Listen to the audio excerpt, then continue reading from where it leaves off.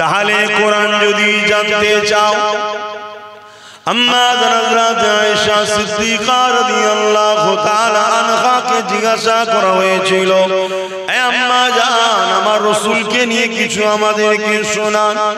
সঙ্গে বলি আম্মা জান বলেছিলেন, তোমরা কি কোরআন দেখো না?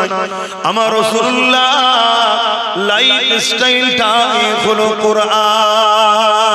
মুসলমান ঘরের ছেলেমেয়েরা, তরুণেরা, আমার নবী পাককে নিজের হৃদয়ে রাখুন। যাদের দিলে রাসূল থাকবে তারা কত সম্মানিত হবে শুনুন। এ যুবকেরা, তরুণেরা, আজ নতুন নয়, আল্লাহ দিনের উপরে টার্গেট করা, মসজিদকে টার্গেট করা, মাদ্রাসাকে টার্গেট করা, এটা আজকে নতুন নয়। কেউ হালকা হালকা করে করছিল, তখন আমরা ট্রিটমেন্ট করিনি, তাই রোগটা এখন একটু বড় হয়ে গেছে। তবে মনে রাখবেন, যুগ যুগ ধরে জালিম অত্যাচারী সন্ত্রাসীরা হক নবীর উপরে, ইসলামের উপরে, মানবতা, সভ্যতা, ধর্মের উপরে, আল্লাহর ঘরের উপরে, মসজিদ, মাদ্রাসা, কোরআনের উপরে বারবার আঘাত দিয়েছে। এটা আমার রাসূল পাক সাল্লাল্লাহু আলাইহি ওয়াসাল্লাম দুনিয়া জমিনে আসার আগের একটা ওয়াকিয়া আপনাদের শোনাই। নওজোয়ান তরুণেরা, যুবকেরা, এ নবী পাকের প্রেমিকেরা, আল্লাহ নবী, নূর নবী, দয়া নবীকে আমার আল্লাহ পাক সবার আগে তৈরি করেছে। এটা আপনারা মানেন না মানেন না? আল্লাহ পাক আমার নবী পাককে সবার আগে তৈরি করেছে। আমার আল্লাহ পাক আমার নবী পাকের নূর মোবারক থেকে পুরো কায়নাতকে তৈরি করেছে। মনে রেখে দেবেন, হযরতে জিবরাইল আলাইহিস সালাম আমার নবী পাকের দরবারে একবার আসলেন। এক তারিখে আসার সময় আমার নবী জিজ্ঞাসা করেছিলেন, ও হযরতে জিবরাইল, আপনার বয়সটা কত? হযরতে জিবরাইল আলাইহিস সালাম বললেন, হুজুর, এমনি ভাবে তো আমি বলতে পারবো না, তবে হ্যাঁ, একটা নমুনা আপনাকে বলতে পারি। আল্লাহ যখন আমাকে বানিয়েছিল, কোনো কিছুই আল্লাহ পাকের ছিল না, শুধুমাত্র আল্লাহ পাকের আরশ ছিল। ওই আরশের নিচে একটা নূরের পর্দা ছিল। ওই পর্দার নিচে আমাকে আল্লাহ থাকতে দিয়েছিল। আমি জিবরাইল যখন চোখটা খুলেছিলাম, ওই পর্দা দিকে যখন নজরটা পড়লো, আমি জিবরাইল অবাক হয়ে গেলাম। ওই পর্দার মধ্যে একটা নূরের ঝলক দেখেছিলাম।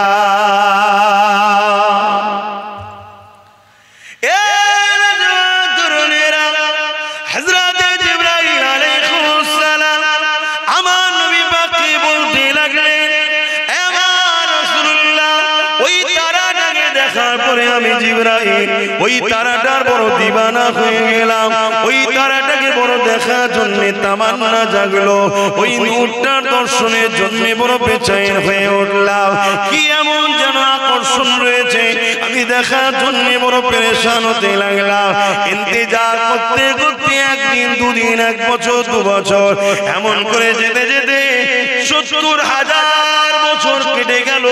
ইয়া রাসূলুল্লাহ, হাবিবাল্লাহ, তারপরে আবার একবার ওই নূরের চমক দেখতে পেলাম।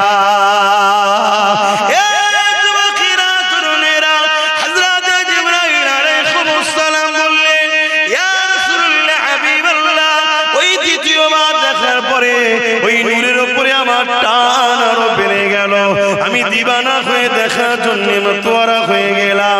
ইয়া রাসূলুল্লাহ, হাবিবাল্লাহ, আবার ইন্তজার করতে করতে 70,000 বছর কেটে গেল। তারপরে আবার একবার ওই তারা নূরের দিদার হলো। ইয়া রাসূলুল্লাহ, যতবার দেখি, দেখার জন্য আগ্রহ পিপাসা তত বাড়ে। এইভাবে আমি ওই তারাটাকে 72,000 বার দেখেছি। আর একবার উদিত হওয়ার পর ওই নূরটা 72,000 বছর পর আবার জাহির হয়। এইভাবে ওই নূরটাকে আমি জিবরাইল 72,000 বার দেখেছি। আরো জোরে বলুন সুবহান আল্লাহ। আল্লাহ আল্লাহ নবী বললেন, জিবরাইল, ওই নূরটা তোমার নবী মুহাম্মদুর রাসূল। জোরে বলুন সুবহানাল্লাহ। কি গো উম্মত বলবে না সুবহানাল্লাহ? অনেকে সব কথা শুনে আবার বলে এটা শুনে আমি কি করব? ও বেটা শেষ, ওকে এই জায়গায় আনা হয়েছে বড় প্ল্যান করে, ওকে বড় প্ল্যান করে আনা হয়েছে। কেন কবরের জমিনে তিনটে প্রশ্ন করা হবে। মান রাব্বুকা, তোমার রব কে? মা দিনুকা, তোমার দিন কি? আর নবীর বেলায় হুজুরকে দেখিয়ে বলা হবে ইনি মুহাম্মাদুর রাসূল, ইনার সম্বন্ধে তোমার ধারণা কি নয়, ধারণা কি ছিল দুনিয়ার জমিনে বলো। এখন তো দেখে বিপদে পড়ে গেলে তো বলতে পারে হ্যাঁ আমার নবী হয়, ওখানে কি বলতে বলো? এই আব্বাস সিদ্দিকী আমাকে বলবে, জিজ্ঞেস করা হবে যখন মিম্বারে উঠতে ইনার সম্বন্ধে তুমি কি বলতে বলো? উম্মত কি ইনাকে চিনিয়েছিলে? কেন আল্লাহ তো ইনাকে পাঠিয়েছিল উম্মত মনকে ধরে ধরে আল্লাহর সঙ্গে জুড়বে বলে। তো উম্মতের কাজ তো ইনার কাছে আসা, ইনার কাজ তাদেরকে ধরে আল্লাহর কাছে নিয়ে যাওয়া। তা তোমরা কি চিনিয়েছিলে না পাশ কেটে চলে গেছিলে? কথা কিছু বুঝছেন? আমাদের দিলে হুজুরের মহব্বত না থাকার কারণে আজ আমরা বিপদে পড়ে গেছি।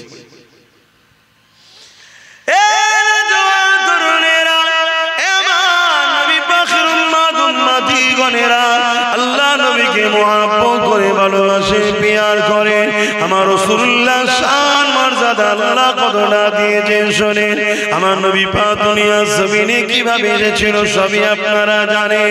তবে এমন করে তবকার পর তবকা আস্তে আস্তে আস্তে আস্তে আমার নবী পাক দুনিয়ার জমিনে হযরতে দাদা জান আব্দুল মুতালিবের পেশিনাতে আমার নবীর নূর চলে আসলো। যে সময় দাদার পেশিনাতে নবী মুহাম্মদ রাসূলের নূর ছিল, ওই পিরিয়ডে পৃথিবীর জমিনে একটা রাজা ছিল, যে বড় অহংকারী রাজা, সে বড় ক্ষমতাশালী রাজা। সে অহংকার দেখে আল্লাহর কাবা শরীফকে ভাঙা স্বপ্ন দেখেছিল। আপনারা নাম জানেন বাদশা আব্রাহা বাদশা। কি নাম? আব্রাহা। মনে থাকবে আপনার?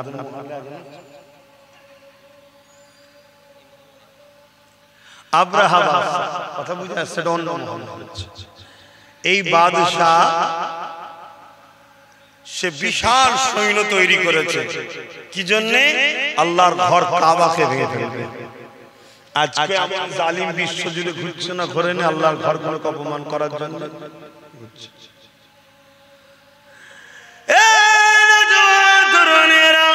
আব্রাহা বাদশা বিশাল সৈন্য তৈরি করলো। নাজ্জাশী বাদশা গায়ে চিড়ি দিয়ে ওখান থেকে সৈন্য নিয়ে এসে এমন করে বিশাল কাফেলা নিয়ে আল্লাহর ঘর কাবা শরীফকে ভাঙার জন্য আগে আসতে লেগেছে। এবং আব্রাহা নিজে একটা বিশাল হাতির উপরে চেপে এমন করে কাবা দিয়ে আগে আসতে লেগেছে। বিশাল বাহিনী নিয়ে, অস্ত্র শস্ত্র নিয়ে, তীর বল্লম ধনুক নিয়ে, লোহা সজ্জিত করে নিয়ে এইভাবে তারা কাবাকে ভাঙার জন্য মক্কার জমিনের দিকে রওনা দিতে লেগেছে। কিছু দূর আগে আসার পরে শোনো গো, শোনো গো, শোনো গো, ওই আব্রাহা বাদশা তার সৈন্যদেরকে নিয়ে একটা ফাঁকা জায়গায় তাঁবু তৈরি করলো। ওই তাঁবু তৈরি করে নিয়ে সেনা প্রধানদের সঙ্গে আলোচনা করতে লাগলো। কিছুতে একটা বাহানা দরকার, এমনি এমনি ডাইরেক্ট কি করে হামলা করে কিছুতে একটা বাহানা তৈরি করতে হবে। বুদ্ধি পরামর্শের মধ্যে উঠে এলো মক্কার মানুষেরা উট গৃহপালিত পশু লালন পালন করে, বিভিন্ন এলাকায় সেগুলোকে চরণের জন্য ছেড়ে দেওয়া হয়, ওগুলোকে বন্দি করে নেওয়া হোক। তারা বন্দি যখন করবে, তারা এই বাহানায় আমাদের সঙ্গে কথা কাটাকাটি করবে। ওই কথা কাটাকাটিতে আমরা তাদের উপরে হামলা চালিয়ে দেব। কথা মতো কাজ হয়ে গেল। মক্কার মানুষের উটগুলোকে বন্দি করতে লাগলো। ওই বন্দির মধ্যে আল্লাহ নবীর দাদা জান হযরত আব্দুল মুতালিব হুজুরের 2 200 উট ছিল। ওই উটকেও আব্রাহা বাহিনী বন্দী করে ফেললো। কিন্তু কেন বন্দী করলো? যাতে করে তারা এসে কথা কাটাকাটি করে, এই সুযোগে আমরা লড়াইয়ের একটা রাস্তা পেয়ে যাই। শুনছেন তো? যেমন আজকের আব্রাহা বড় চেষ্টা করছে, এটা বাহানা খুঁজছে, পায়ের উপরে পা দিয়ে ঝগড়া করছে না, করেন? কখনো টেনে মারছে, কখনো চাকরি করতে গেছে মারছে, কখনো মিডিয়ার মাধ্যমে গাল দিচ্ছে, কখনো আল্লাহর নামে লাইটিং এ উল্টো পাল্টা করছে, কখনো একটা ফটো টাঙিয়ে দিয়ে তাতে ইটা সিটা লিখে দিচ্ছে। কি হচ্ছে না হয়? এটা বাহানা খুঁজছে যাতে করে একটা ঝগড়া করা যায়। শুনছেন তো নাকি? এই বাহানা খুঁজতে খুঁজতে খুঁজতে লাস্টে এমনও খুঁজছে যে এই মসজিদে এই আছে, ওই মসজিদে ওই আছে, ওই মসজিদে ওই আছে, এরকম সব করছে না, করছে না। এমনকি এর আগে কি করেছে, মসজিদের সামনে বাঁদর নাচানোর মতো নেচে উঠছে। এই কথা বুঝছেন না? বুঝুন। তবে এই সব কিছুর পিছনে আমাদের কথা বলছো না তো? আচ্ছা, একটু দোষ আছে ভাই, একটু দোষ আছে।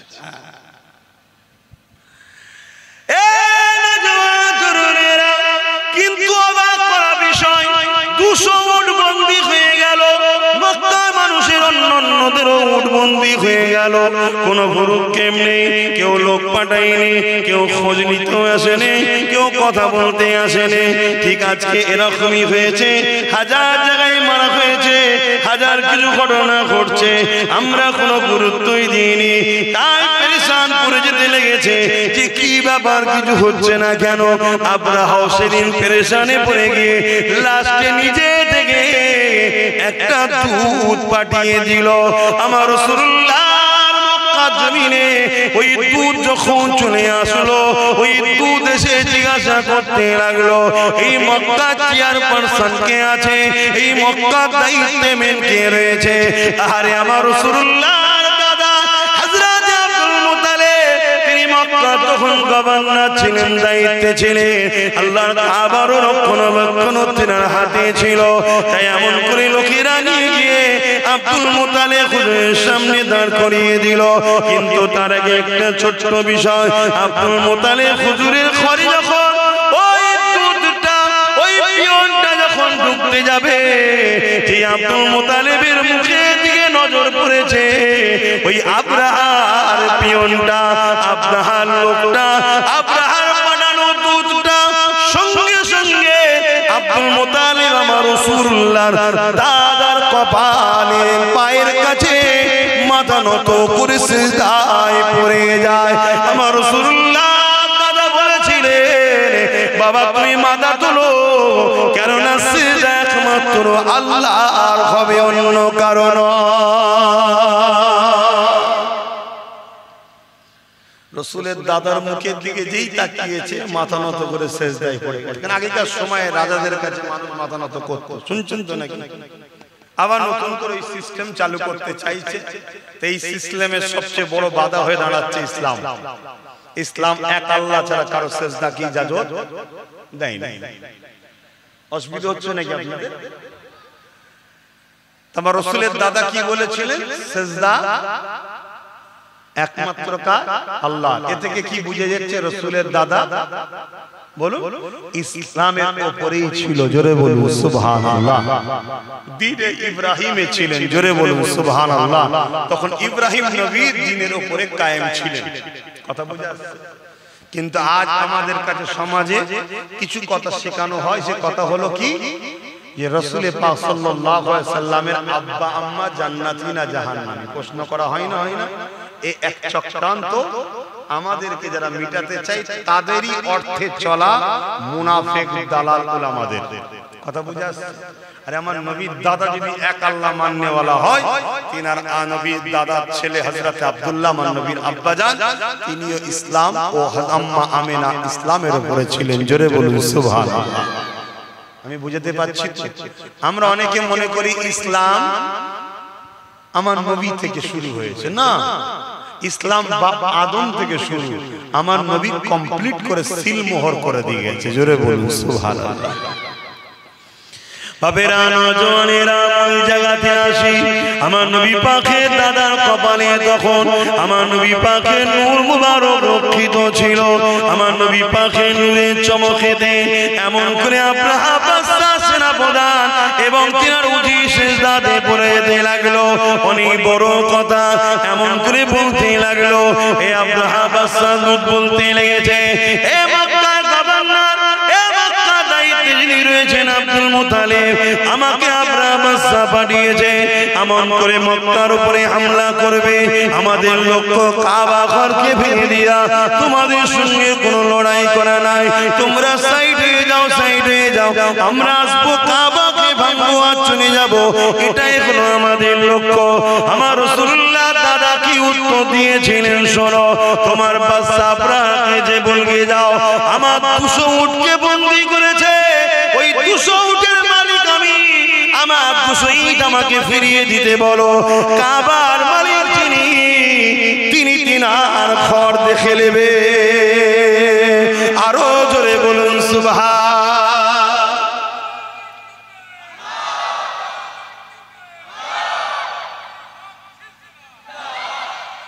আল্লাহ এই কথা শুনে দুধ বড় অবাক হয়ে গেল এত সহজে ছেড়ে দিচ্ছে তো এই জায়গায় ওই যে পিয়ন যে এসেছিল সে বলছে এই কথাটা আপনি আব্রাহার কাছে গিয়ে বললে আরো বেশি সুবিধা হয় আল্লাহ নবীর দাদা অনেক বড় কথা আব্রাহার কাছে যাচ্ছে আব্রাহা তাঁবুর মধ্যে একটা ঘর আছে সেই ঘরের মধ্যে আছে চতুর্দিকে সৈন্যদের ঘেরা কথা বুঝে আসছে তো এই দুধ যে পিয়ন এসেছিল সে বলছে আপনি একটু বাইরে দাঁড়ান আমি ভেতরে গিয়ে রাজা মশাইকে আপনার সম্বন্ধে একটু জানিয়ে এসে আপনাকে নিয়ে যাব তা ওই আব্রাহার যে পিয়ন ছিল সে গিয়ে আব্রাহাকে বলতে লেগেছে আরে যিনি আসছে ইনি মক্কা সর্দার এবং ইনার মধ্যে কিছু বাত আছে একটু সাবধানে আপনি কথা বলবেন এই রাসূলের দাদা তারিফ শুনে না আব্রাহা বড় অহংকারী ছিল সে রেগে গেছে আরে তুমি আমার খাও ওর প্রশংসা করো ওর গুণ গাও ডাকো আমি পৃথিবীর সবথেকে শক্তিশালী রাজা আমি যে কোনো দেশ যে কোনো মুলক যে কোনো জায়গাকে আমি যে কোনো সময় কব্জা করে নিতে পারি আর তুমি আমাকে একটা সামান্য ব্যক্তির সম্বন্ধে তুমি কি শোনাচ্ছ হায় রে বোকা সে তো জানে না যে কাকে ডেকেছে যখন আমার নবীর দাদা ঘরে ঢুকছে আর ওই জালিম অত্যাচারী আব্রাহা যেই নবীর দাদার দিকে তাকিয়েছে নূরে মুহাম্মদ রাসূলের এতে নজর পড়েছে উঠে দাঁড়াতে লেগেছে জোরে বলুন সুবহানাল্লাহ আরো জোরে বলবেন না সুবহানাল্লাহ আমি আগে বললাম না দিলে হুজুর রাখেন জালিম যত বড়ই হোক সে আপনাকে দেখে সম্মান করবে ঘাবড়ে যাবে কথা কিছু মাথায় ঢুকছে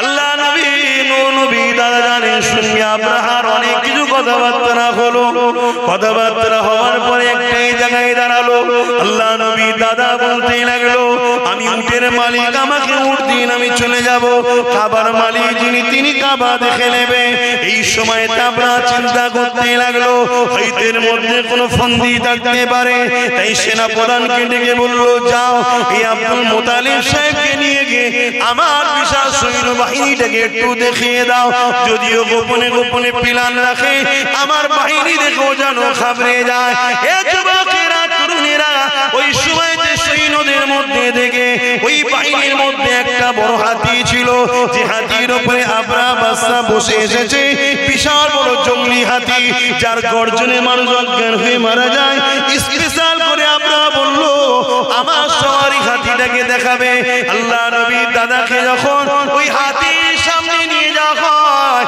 মন দিয়ে শুনুন হাতি ওই দিকে মুখ করেছিল পিছন দিক দিয়ে রাসূলের দাদাকে নিয়ে যাওয়া হচ্ছে এমন করে কোনো এক সময় যখন হাতি এই দিকে ঘুরেছে যখনই ঘুরেছে আমার নবীর দাদার দিকে নজর পড়েছে হাতি তার ক্ষমতা অনুযায়ী তার ছুটের মতো জোরে জোরে হেঁটে এসে নিজের সোর আর মাথা দিয়ে আমার নবীর দাদাকে সিজদায় পড়ে যায় আরো জোরে বলুন সুবহান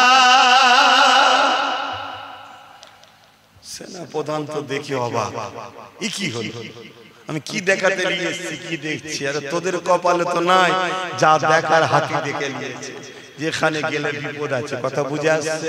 পরের দিন অনেক বড় কথা, পরের দিন সমস্ত জীবজন্তুকে নিয়ে যাওয়া হচ্ছে, ওই হাতিকে কোনোভাবে কিন্তু আর রাজি করতে পারে না, কেন ও দেখেছে রসুলের দাদার কপালে নূরে মুহাম্মদ রসুল রয়েছে। কথা বুঝে আসছে? লাস্টকে বাদ দিয়ে লড়াই গেল, অনেক বড় কথা। আল্লাহ আবাবিল পাখি পাঠালো, আপনারা সবাই জানেন। সেই পাখি মুখে করে ডানা করে একটা করে পাথর ছেড়ে ছেড়ে ছেড়ে ছেড়ে এমন করে পুরো আব্রাহা ও তার সৈন্য সামন্তরকে আল্লাহ ধ্বংস করে দিয়েছিলেন। বলুন সুবহানাল্লাহ। আসুন আমরা ঈমানের দিকে মজবুত হই, আল্লাহ সাহায্য আসবে। আজকে যত আব্রাহা চালা আছে এদের উপর আল্লাহর লানত আসবে, আযাব আসবে, এরাও ধ্বংস হয়ে যাবে। কিন্তু আমাদেরকে পরিবর্তন হতে হবে, আমাদেরকে পরিবর্তন হতে হবে। আল্লাহ আমাদেরকে রাসূলের প্রেম ভালোবাসা আমাদের অন্তরে ভরিয়ে দেন। জোরে বলুন সুবহানাল্লাহ। মনে রাখবেন, আজ এত সাহস ধরার পিছনেও একদল মুনাফিক রয়েছে। শুনছেন না? শোনেন না? একদল আছে। আপনি আমাকে ছোট বলে কথাকে অবজ্ঞা করবেন না, অবজ্ঞা করবেন না। মনে রাখবেন, আমরা একটা মসজিদকে হারিয়েছি, জানেন তো নাকি? কি নাম জানো? কত তারিখে জানো? বলো। 6 তারিখে একটা মসজিদকে কিন্তু আমরা হারিয়েছি। কি হারিয়েছি না হারাইনি? পৃথিবীতে যুগে যুগে যতদিন বাঁচবেন নিজের ছেলেকে বলবেন, বাবারা শোনো, আমার আল্লাহ ঘরকে মিথ্যা ইলজাম দিয়ে জালিমরা চক্রান্ত করে মসজিদকে শহীদ করে দিয়ে তাকে খনন করে হাজারো চেষ্টা করেছে, অন্য কিচ্ছু প্রমাণ পাওয়া যায় না। প্রমাণ পাওয়া গেছে ওখানে 500 বছরেরই মসজিদ ছিল, তার আগে কিছু ছিল না। জোরে বলুন সুবহানাল্লাহ। তারপরও জোর করে নিয়েছে, জোর করে নিয়েছে। আর আমাদের সমাজের একদল গাদ্দার ছিল, তারা ভেতরে ভেতরে সেটিং করে কেসকে উইথড্র করে নিয়েছে। কথা মাথায় ঢুকছে না? হ্যাঁ, আমার কথা মিলিয়ে দেখবেন, একটু সার্চ করুন। বাপেরা, নওজোয়ান তরুণেরা, এই দুনিয়া আমাদের জন্য চিরস্থায়ী নয়, চলে একদিন যেতে হবে। ইসলাম জুলুম করার ইজাজত দেয়নি, জুলুম করাকে হারাম করেছে, কিন্তু নিজের অধিকারকে বুঝে নেওয়াটা ইসলাম ফরজ করেছে। মনে রাখবেন, জান বাঁচানো ফরজ, নিজের অধিকারকে বুঝে নেওয়াটাও ফরজ। এ যুবকেরা, তরুণেরা, বাপেরা, ইসলাম কারো ধর্মের উপরে আঘাত দিবার ইজাজত দেয়নি, তাই কখনো দেওয়া যাবে না। কিন্তু নিজের ঐতিহ্যের উপরে কেউ জুলুম করলে সেখানে প্রতিরোধ করে দেওয়ার ইজাজত ইসলাম দিয়েছে। এ যুবকেরা, তরুণেরা, আজ আমি জানতে চাইছি, আজ আমরা এত হবার পরও, আজ আমরা এত লাঞ্ছিত, এত বঞ্চিত হওয়ার কারণটা কি?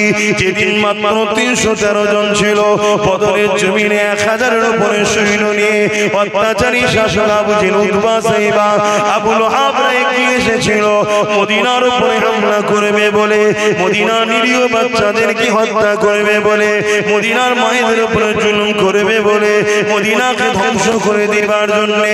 এ যুবকের আল্লাহ নবী, নবী, দয়ার নবী মাত্র 313 জনকে নিয়ে আগিয়ে গেলেন। কি জন্য আগিয়ে গেলে? বাবারা, ওরা যদি মদিনায় ঢুকে পড়ে বিশৃঙ্খলা তৈরি করবে। মদিনার বাচ্চারা রয়েছে, মদিনার বুড়োরা রয়েছে, মদিনায় নারীরা রয়েছে, ওদেরকে মদিনায় ঢোকার আগে ওদেরকে ওখানে রুকে বুঝাবো, কথা বলবো, আলোচনা ওখানে হবে। চলো বাবা। এই যুবকেরা, তরুণেরা, যেতে যেতে যেতে বদর নামক স্থান একটা দেখা গেল। সেই জায়গাতে অলরেডি ওরা পৌঁছে গেছে। আল্লাহ নবী দিক থেকে রওনা দিলেন।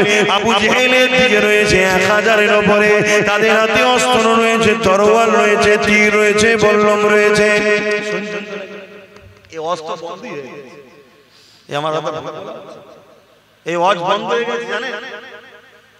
এই কথা আমার বুঝছেন না? এই ওয়াজ কেন হয় না? এই ওয়াজ করলে আজকে জালিমরা ভাড়া দেবে না, বেশিরভাগ সব ভাড়াটিয়া বক্তা। বোঝেন না কি বোঝেন না? এই ওয়াজ মাদ্রাসায় পড়ানো বন্ধ হয়ে গেছে। এই শুনছেন না? এবার বলেন তো, আপনি করছেন কেন? আমি আমার ইমানি দায়িত্ব পালন করেছি না কিয়ামত দিন আল্লাহ আমায় জবাব দিতে হবে আল্লাহর কাছে। আমি এই ওয়াজ করার জন্য ডায়ে বায়ে সামনে পিছনে সব আমার দুশমন হচ্ছে, আমি বুঝতে পারছি কিন্তু পুরো পৃথিবীও দুশমন হয়ে গেলে আমি কিচ্ছু দাম দিই না। কেন? কি করতে পারবি তোরা বল, কি করতে পারবি? খুব জোর জোর মেরে ফেলবি তো, এর চেয়ে বেশি বেশি করতে পারবি? মরবো তো একদিন বটে, মরবো না মরবো না, কবে মরবো? যেদিন আছে, যেদিন লেখা আছে, আছে না না লিখবে পরে, লেখা হয়ে গেছে না পরে লেখা হবে? কথা বলছে না তো, লেখা আছে না লিখবে? এই লেখা চেঞ্জ হবে? ঈমান আর গাদ্দার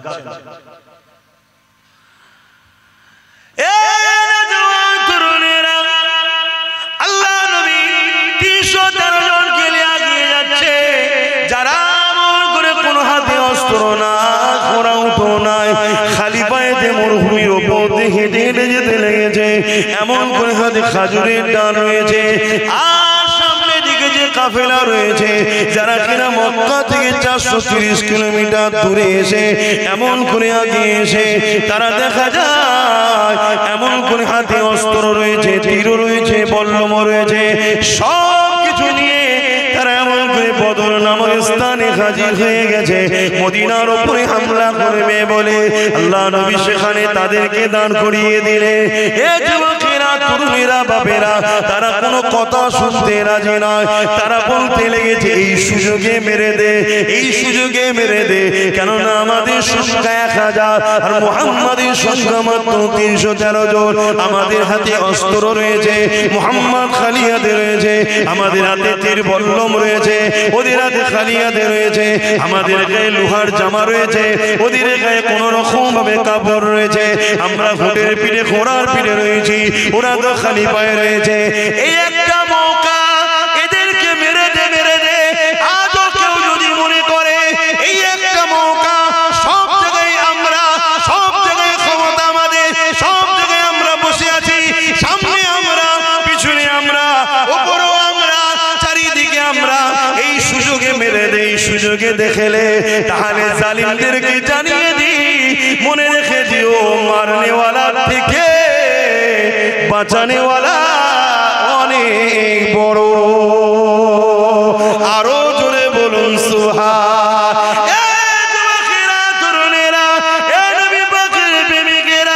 আমাদের অন্যায়টা কোথায় হয়েছে? আমরা সব হাত খালি করে দিয়েছি, যা ছিল একে ওকে তাকে দিয়ে দিয়ে শেষ করে দিয়েছি। কখনো একবারও ভাবলাম না নিজের বাচ্চার ভবিষ্যতের কথা, কখনো একবার ভাবলাম না নিজের মসজিদ মাদ্রাসার কথা, কখনো একবার ভাবলাম না নিজের ঐতিহ্যের কথা, কখনো একবার ভাবলাম না নিজের ভবিষ্যৎ বাচ্চাগুলোর কি হবে। আর দুনিয়া জমিনে সামান্য ভিক্ষাতে আমরা বিক্রি হতে হতে হতে আজ এমন একটা জায়গায় পৌঁছে গেছি। এ যুবকেরা, তরুণীরা, বাপেরা, চতুর্দিক থেকে আমাদেরকে মিটাবার জন্য চেষ্টা শুরু হয়েছে। তারপরও কিন্তু বলে যায় চিন্তার কোনো কারণ নেই, শুধু রোডটা চেঞ্জ করে আমার রাসূলুল্লাহর কদমে নিজেকে জুড়িয়ে দাও। মুস্তাফার গোলামের জন্য হাসবুনাল্লাহু ওয়া নি'মাল ওয়াকিল, আমার আল্লাহ যথেষ্ট। আরো জোরে বলুন সুবহান। নিবার হয় না, না নিবার হয় না, আমি তো ডিউটি পালন করছি বাপ, আল্লাহর কাছে ধরা না পড়ে যায়, ডিউটি পালন করছি, আগেও করেছি আজও করছি, নিবার হয় না, না নিবার হয় না।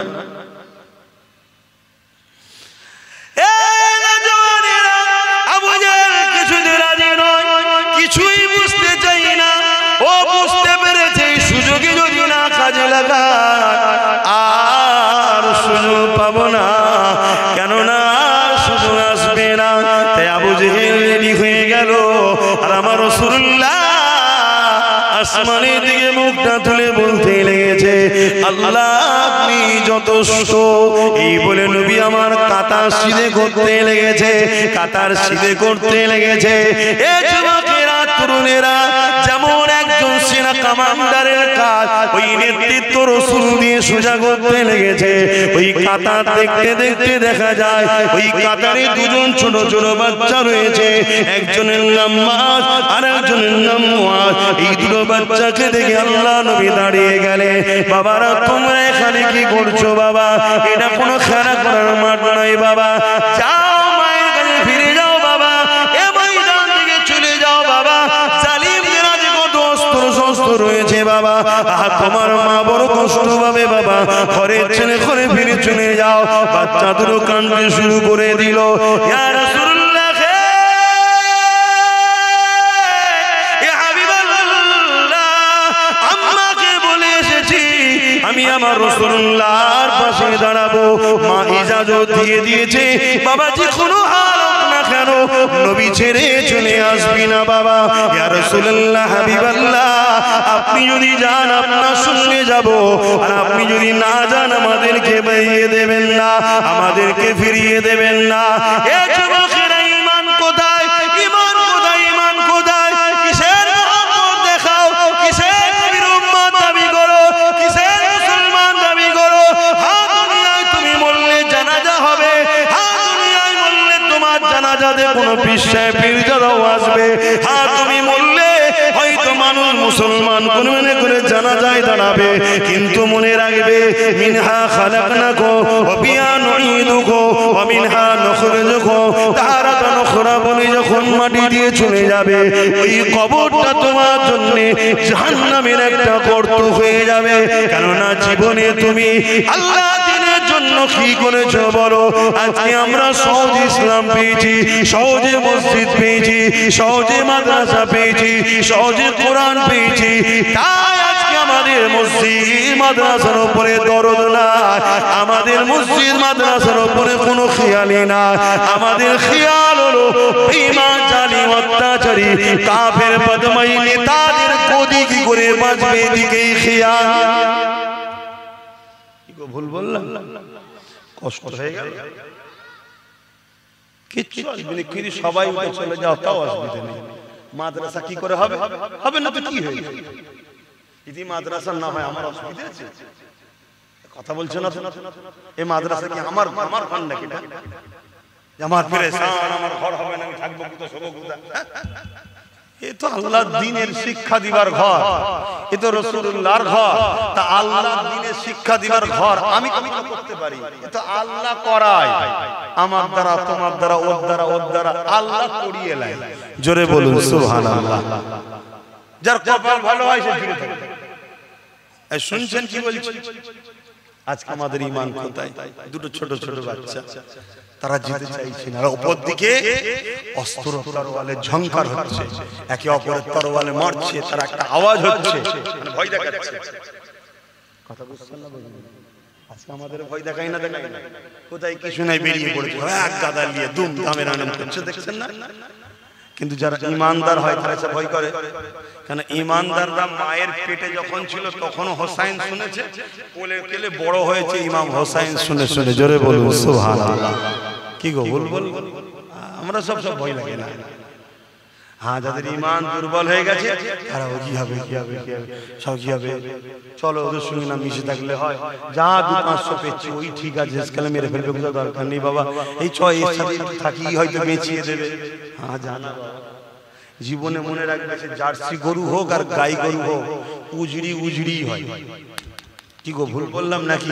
তুমি যতবার যাই দিয়ে ধো, পরিষ্কার করো, আর করো, রান্না করে যখন দেবে, কি এটা ভাই গোশ কথা কিছু মাথায় ঢুকলো আমি কি বলছি? হ্যাঁ, বুঝার হয় বুঝে নাও, না বুঝার হলে আর কি বুঝাবো বল? কোদাল দিয়ে যখন কবরে দিয়ে আসবে ফেরেশতা দিয়ে আল্লাহ বুঝিয়ে দেবে ওখানে বলদারে যা।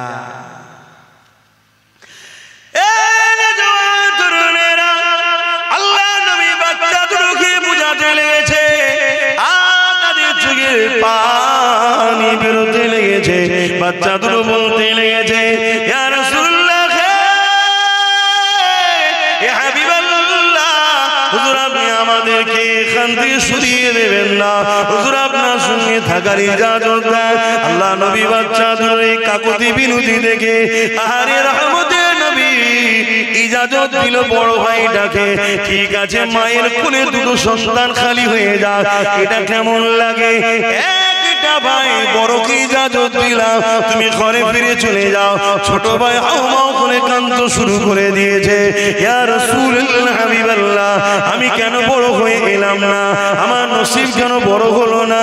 আমি যদি বড় হতাম বদরের জমিনে আল্লাহ নবীর সঙ্গে দিনের জন্য, আল্লাহর জন্য, হকের জন্য, রাসূলুল্লাহর জন্য দাঁড়িয়েছিলাম, কিয়ামতের দিনে এটা আল্লাহকে বলতে পারতাম। এইভাবে বাচ্চাটা কাঁদতে লেগেছে। হঠাৎ করে আল্লাহ বাচ্চার মাথায় বুদ্ধি দিয়েছে। বাচ্চা বলে উঠল, ইয়া রাসূলুল্লাহ হাবিবাল্লাহ, লড়াইয়ের ময়দানে বড় ছোট তো ব্যাপার নয়, যার ক্ষমতা বেশি তাকেই কাজে লাগানো যায়। ইয়া রাসূলুল্লাহ হাবিবাল্লাহ, ও আমার থেকে বড় হতে পারে, কিন্তু ওর থেকে আমার ক্ষমতা বেশি। আপনি কুস্তি লাগিয়ে দেখো, আমি ওকে পরাজিত করে দেবো। যুবকেরা, তরুণেরা, এই যে নেশা, এই যে কান্না, এই যে রাসূলুল্লাহর সঙ্গে থাকার ইচ্ছে একটা, যদি আমি নবীর কাতারে দাঁড়িয়ে আর জালিমদের তরবারে আমার ধর থেকে কল্লাটা আলাদা হয়ে যায়, কত সুন্দর না হবে? কিয়ামতের দিনে আমি আল্লাহর কাছে পেয়ারা হয়ে বেহিসাব জান্নাতি হয়ে যাব। আরো জোরে বলুন সুবহান। এটাই নেশা তো নাকি? আরে কথা বলুন, এটাই নেশা। আর আমাদের নেশা, আমাদের এই নেশা আছে? আমাদের জান লাগলে, মাল লাগলে আমরা অন্য জায়গায় খরচ করি, অন্য জায়গায় দিচ্ছি, দিনই কি দিচ্ছি,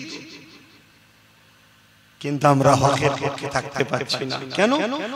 এর কারণ ওই বললাম, আমরা গুস্তাখে রাসূল হয়ে গেছি, বিয়াদবে রাসূল হয়ে গেছি, তাই আল্লাহ আমাদেরকে নিচ্ছে না, আল্লাহ নিচ্ছেন না। মনে রাখবেন, যদি কেউ মনে করে আমরা না হলে ইসলাম চলবে না, আমি ওই মুসলমানকে জানাই তোমার ইসলাম সম্বন্ধে ধারণাই নাই, ধারণাই নাই। আল্লাহ তোমাকে নিয়ামত দিয়েছে, নিয়ামতের কদর যদি করতে না পারো, আল্লাহ কেড়ে নিয়ে অন্যজনের হাতে তুলে দেবে, অন্যজনের হাতে দিয়ে দেবে। দেখো না, যে বাবরি মসজিদে প্রথম আঘাত করেছিল তাকেই আল্লাহ কলেমা পড়ালো, তার হাতে 100-র উপরে মসজিদ আল্লাহ বানিয়ে নিল। জোরে বলুন সুবহানাল্লাহ। আরো জোরে বলবেন না সুবহানাল্লাহ? নারে দিবে। তাহলে ইসলামের জন্য আমাদেরকে এগিয়ে আসা দরকার আছে না? কিন্তু আমরা কোথায়? আমরা কোথায় আমার জানা নাই। আল্লাহ কারে মাহফিলে তো অনেক মানুষ এসেছে, আমার মনে হয় এরপরও প্রচুর মানুষ এখনো মানে এই দিক আড্ডা দিচ্ছে। না না, আমার মনে হচ্ছে ধারণা। তাহলে বলুন আমরা কোথায়? হযরত বাজার মুআদ দুই ভাই আজ থেকে 1450 বছর আগে আল্লাহর জন্য, রাসূলের জন্য, দ্বীনের জন্য যে সংগ্রাম, যে কুরবান দেখিয়েছিল, আজ আমাকে সেই আলোচনা করতে হচ্ছে। কেননা তিনি আল্লাহর পেয়ারা হয়েছে, তিনারা নবীর পেয়ারা হয়েছে। এ যুবকেরা, তরুণেরা, বাপেরা, দুই ভাইতে কুস্তি লড়াই শুরু হয়ে গেল। ছোট ভাই বড় ভাইকে বলতে লেগেছে, ভাই আপনি তো বড়, আপনার সঙ্গে আমি কি করে পারি? কিন্তু আমার মাথায় এসেছে, আপনি যদি ইচ্ছা করে একটু পরাজিত হয়ে যান, আপনি বড় হিসাবে চান্স পেয়েছেন, আর আমি ক্ষমতা আছে বলে চান্স পেয়ে যাব, আপনিও জান্নাতি হয়ে যাবেন, আমিও জান্নাতি হয়ে যাব। ভাই আপনি কি রাজি? এতে নয়। এ যুবকেরা, তরুণেরা, বাপেরা, কথা মতো কাজ হয়ে গেল। ছোট ভাই যখন বড় ভাইকে আঘাত করলো, হালকা করে টাচ দিল, বড় ভাই জমিনে পড়ে গেল, আর ছোট ভাই বুকের উপরে বসে পড়লো, পরে বলতে লেগেছে, আর রাসূলুল্লাহ হাবিবাল্লাহ, দেখেন দেখেন আমার ক্ষমতা বেশি, আমি আমার ভাইকে পরাজিত করে দিয়েছি। আল্লাহ নবী মুচকি হাসলেন, কারণ নবী আমার সবই তো বুঝতে পারলেন। আল্লাহ নবী এদের ভালোবাসা দেখে আসমানের দিকে দুটো হাত তুলে বলতে লেগেছে, আল্লাহ এদের উপরে আমি রাসূলুল্লাহ রাজি হয়ে গেছি, আপনি রাজি হয়ে যান। আমার আল্লাহ আওয়াজ দিয়ে দিলে, হে আমার হাবিব রে, আজ বদরের ময়দানে আপনার পাশে যারা দাঁড়িয়েছে আমি আল্লাহ তাদের আগে পিছু সমস্ত গুনাহ মাফ করে দিয়ে জান্নাতি ঘোষণা দিলাম। এ যুবকেরা, তরুণেরা, এ নবী পাকের প্রেমিকেরা, অত সহজ নয় গো জান্নাত যাওয়া, অত সহজ নয় গো ঈমান, অত সহজ নয় গো মুহাব্বত বলা। হ্যাঁ, সহজে মুখ দিয়ে বলা যায় ইয়া রাসূলুল্লাহ আপনাকে ভালোবাসি, ইয়া হাবিবুল্লাহ আপনাকে ভালোবাসি, ইয়া রাসূলুল্লাহ আপনাকে মুহাব্বত করি, এটা বলা অনেক সহজ ব্যাপার, কিন্তু হাকিকাতে মুহাব্বত দেখানো অতটা সহজ নয়। আর আল্লাহ আমাদেরকে পরীক্ষা নিতে শুরু করেছে। এ যুবকেরা, তরুণেরা, সেদিন সাহাবাদের পরীক্ষা ছিল, ওই পরীক্ষাতে সাহাবারা কেমন ভাবে কামিয়াবি হয়েছে। এ যুবকেরা, তরুণেরা, এই বিশাল লড়াই শুরু হয়ে গেল। 313 জন, তিনাদের হাতে কিছুই ছিল না, তথাপি আল্লাহ নবী নূহ নবীর সাথে সাথ দিল। আল্লাহ পাক ফেরেশতা পাঠিয়ে এই 313 জন অল্প সংখ্যক হাত খালিওয়ালা লোকগুলোকে অস্ত্রধারী জালিমদের কাছে আমার আল্লাহ পাক কামিয়াবি দিয়ে দিয়েছিলেন। আরো জোরে বলুন সুবহান। সেই আল্লাহ আজও আছে না নাই? ক্ষমতা কমে গেছে নাকি? আমি সবাইকে জিজ্ঞেস করছি, পিছনের ভাইয়েরা আমার উপরে কিছু বেজার নাকি? একটু সরাসরি দেন, ক্ষমতা আছে না? তাহলে সেই আল্লাহর ভরসায় হকের পক্ষে দাঁড়াতে আমাদের আপত্তি আছে কি গো? আমার দিলে, তোমার দিলে নবীর প্রেম ভালোবাসা ভরাতে হবে, জান মাল নবীর রাস্তায়, আল্লাহর রাস্তায় কুরবানি করতে হবে, তবেই তো আমরা কামিয়াবি হব, আল্লাহ সাহায্য পাবো।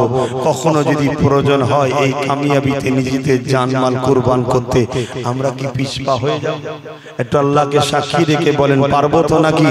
মারহাবা, নারে তাকবীর, নারে দিবে, নারে দিবে। আরে আমি ছোট্ট করে একটু টিপে দেখবো, 20টা লোক বলেন তো দেখি মাদ্রাসা নবীর ঘরে 5000 টাকা দিতে পারবে? দেখি 20টা লোক পারবে কি? মোহাব্বত তো অনেক আছে বাপ, আমি সবই জানি, কিন্তু পরীক্ষা তো দিতে হয়।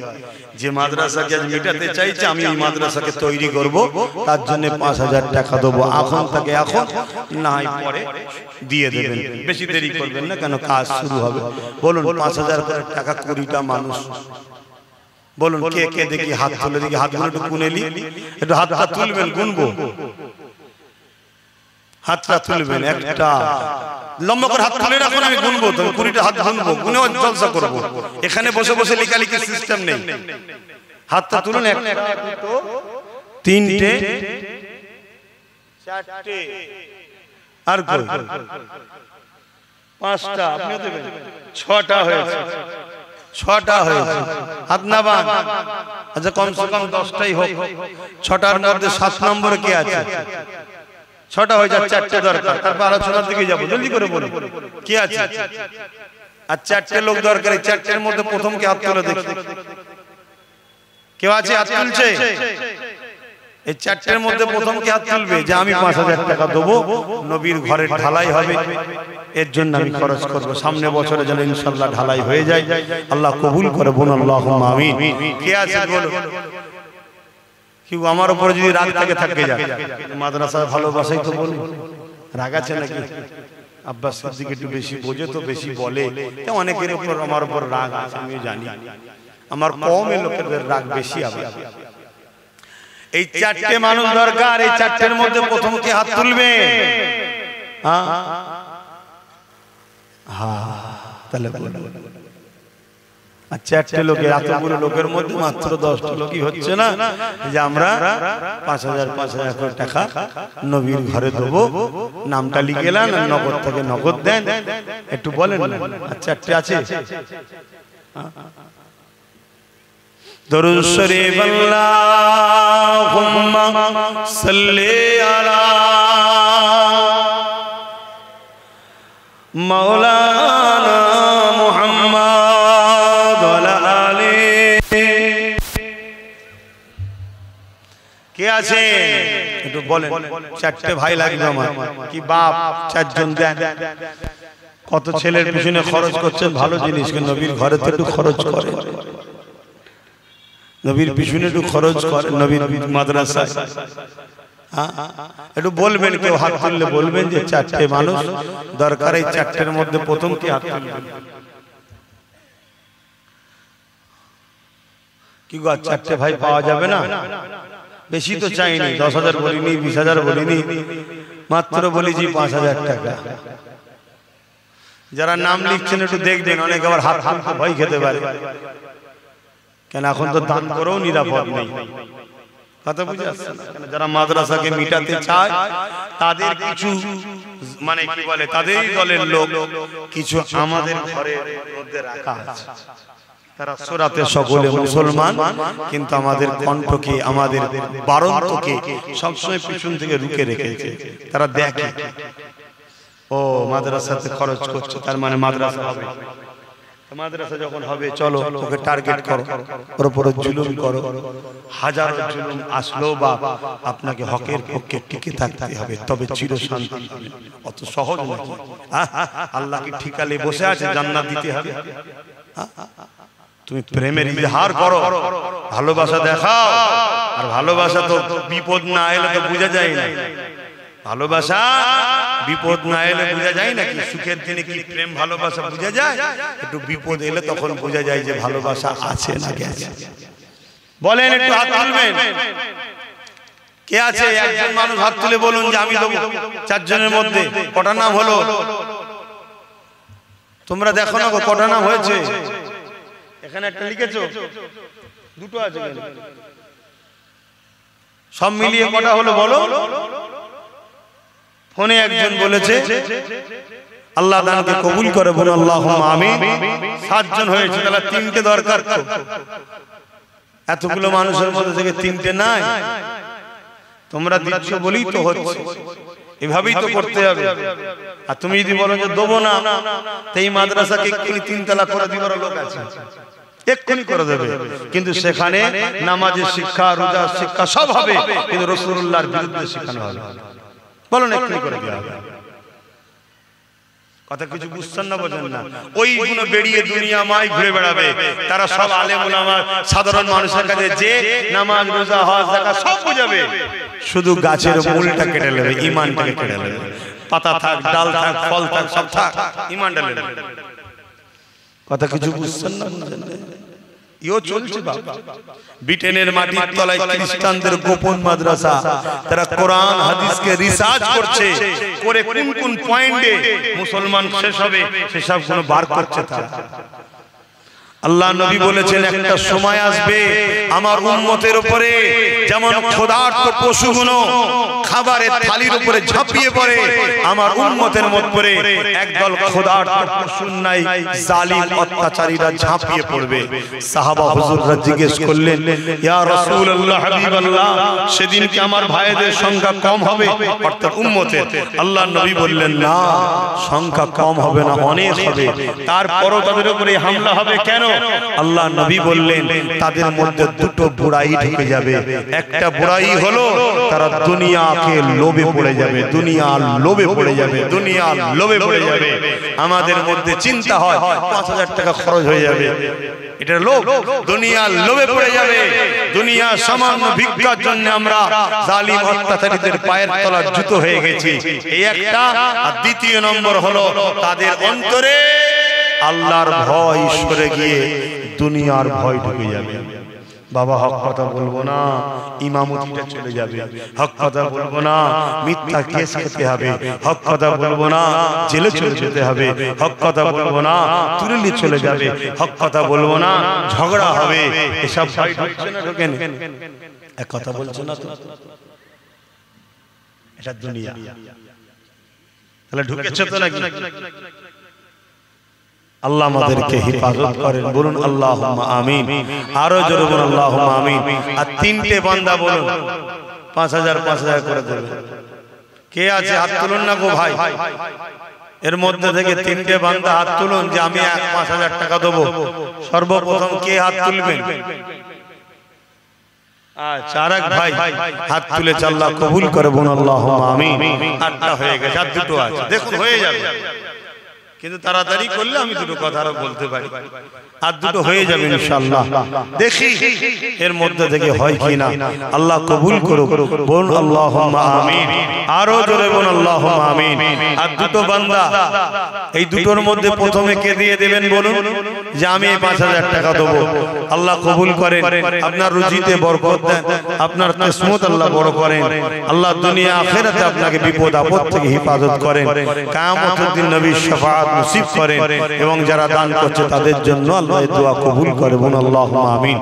কে আছে ভাই বলেন না? দুটো বান্দা লাগবে, তার মধ্যে থেকে কে আছে? আহা, কোথায় আমরা, কোথায় আমরা বলেন? নেই। চিন্তা করে দেখো, ভাবছেন হয়তো টাকা চলে যাবে, নিঃশ্বাসটা ফুরিয়ে গেলে সবই তো রয়ে যাবে। যেটুকু আছে নিঃশ্বাস যদি চলে যায় ওটাও তো রয়ে যাবে। অতএব দিয়ে যান, আখিরাতের কাজে লাগবে। আগেও দিয়েছেন, অবশ্যই দিচ্ছেন বলেই তো হচ্ছে, চারিদিকে দিচ্ছেন। এই বল কি বলে মামুরাবাদ মাদ্রাসার জন্য আর কমসে কম দুটো মানুষ হাত তুলে বলবো যে 5000 করে দেবো। এত বকতে লাগে বাপ ভাই। দরুদ শরীফ আল্লাহুম্মা সাল্লি আলা সাইয়্যিদিনা মাওলানা মুহাম্মদ ওয়া আলা আলি।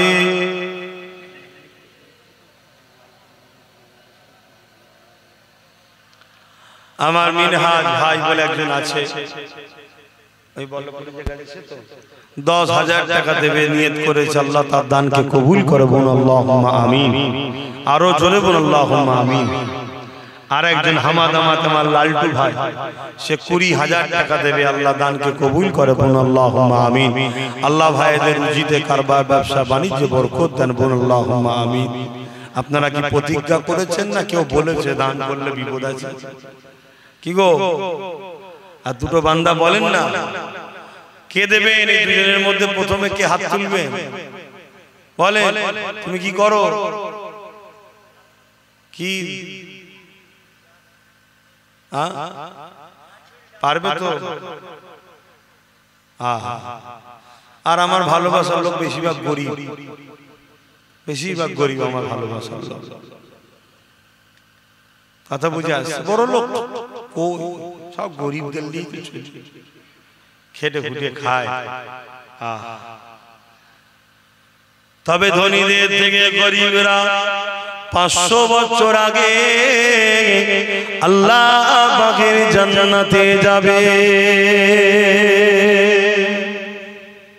দুনিয়ায় নাই 70 বছর কষ্ট, কিন্তু 500 বছর আগে জান্নাতে চলে যাবে। 9 জন হয়ে গেছে, আর একটা শেষ বান্দা বলে দেন কে দেবেন 5000 টাকা। তারপর আমি আবার আলোচনায় যাচ্ছি, বলুন না তাড়াতাড়ি। কেউ এর মধ্যে থেকে আর একজন 5000 টাকা দেবেন?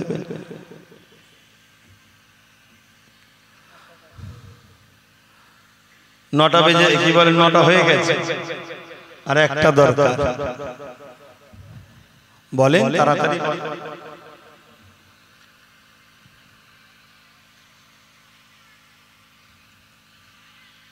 আর একটা বান্দা হাত তুলে বলুন না 5000 টাকা দেবেন আমার নবীর ঘরে। কি গো, আর দিল কাঁদছে, আর একটা লোক নেই যে নবী আমার সারা জীবন আমাদের জন্য কেঁদেছে, আজও কাঁদছে। রওজা মুবারক, সেই নবী শাফাআত আল্লাহ আমাদের নসিবে কবুল করুক, বলুন আল্লাহুম্মা আমিন। কিন্তু বাপ, দোয়া তো চাওয়া হয়, কিন্তু দরদও তো একটু দেখাতে লাগে। কি পরীক্ষা কেন দিতে হয়? স্কুলে একটু দেখতে লাগে কে কেমন লেখালেখি করে, কে কেমন পড়াশোনা করে। তাই একটা বান্দা পরীক্ষা আল্লাহ নবীর ঘরে 5000 টাকা দেবেন। কে আছে? কি চিন্তা করছিল এতক্ষণ ধরে? কি চিন্তা করছিল? ভাইয়ের জন্য বিপদে পড়ে দিলে নাকি? হ্যাঁ আমার ওই একটা ভাই দেবে 5000 টাকা, আল্লাহ কবুল করুন, আল্লাহুম্মা আমিন। এই দুজনকে আচ্ছা দুজনে 5000 দেবে, আল্লাহ কবুল করে, বোন আল্লাহুম্মা আমিন। আরো জোরে বোন আল্লাহুম্মা আমিন। বল্লভপুরে মাদ্রাসার যিনি সেক্রেটারি ছিলেন মাহবুব চাচা, তিনার সাহেব যেটা ছোট ছেলে বাপের রুহের মাগফিরাতের জন্য 5000 টাকা নিয়ত করেছে, আল্লাহ কবুল করে, বলুন আল্লাহুম্মা আমিন। আরো জোরে বলুন আল্লাহুম্মা আমিন। আল্লাহ কবুল করে। 13টা হয়ে গেল, চেয়েছিলাম কটা 20টা, তারপরে দেখলাম যে হয়তো গরিব মানুষ, ব্যবসা বাণিজ্য হয়তো খারাপ, তাই কমিয়ে 10টা করেছিলাম, 13টা হয়েছে। আল্লাহ পাক চাইলে 20টা হয়ে যাবে, বলুন ইনশাআল্লাহ। চিন্তা ভাবনা করে দেখেন, অনেক ছেলে আছে মা বাপ চলে গেছে, মা বাপ চলে গেছে, সেই মা বাপের সবরে সানিতে স্মৃতিতে নিয়ত করে দাও যে আমি 5000 টাকা দেবো আমার আব্বা আম্মা সবরে সানির জন্য। বা অনেকের বাপ মা হায়াতে আছে, আল্লাহ তাদের বাপ মার হায়াত দারাজ করুক, এই নিয়তে দেবো যাতে আমার আব্বা আম্মা সুস্থ থাকে, সেই নিয়তে দেন। হ্যাঁ কেউ হয়তো বেকার আছে, আমাদের পাশে মিনাখার নাসির ভাই, সে 5000 টাকা দেবে, আল্লাহ কবুল করে, বলুন আল্লাহুম্মা আমিন। 14টা হয়ে গেছে, কথা বুঝে আসছে? এরম নিয়ত করে করে দেন, আল্লাহ কবুল করেন।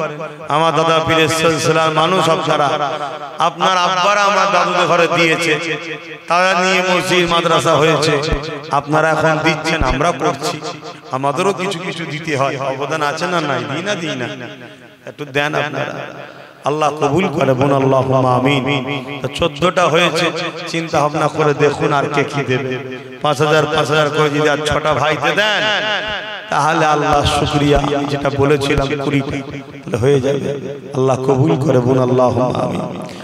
বাবেরা, নওজোয়ান তরুণেরা, এ নবী পাকের প্রেমিকেরা, দুনিয়াটা হলো পরীক্ষার জায়গা।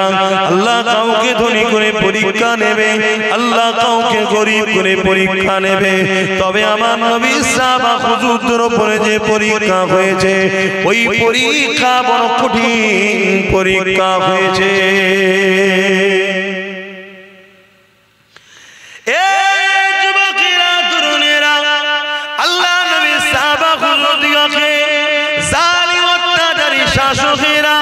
এমন করে জোর করে আল্লাহ থেকে, রাসূলের থেকে, দ্বীন ইসলাম থেকে সরাবার চেষ্টা করেছে, তারা কিন্তু কোনোভাবে আল্লাহ ও রাসূলকে ছেড়ে চলে যায় না।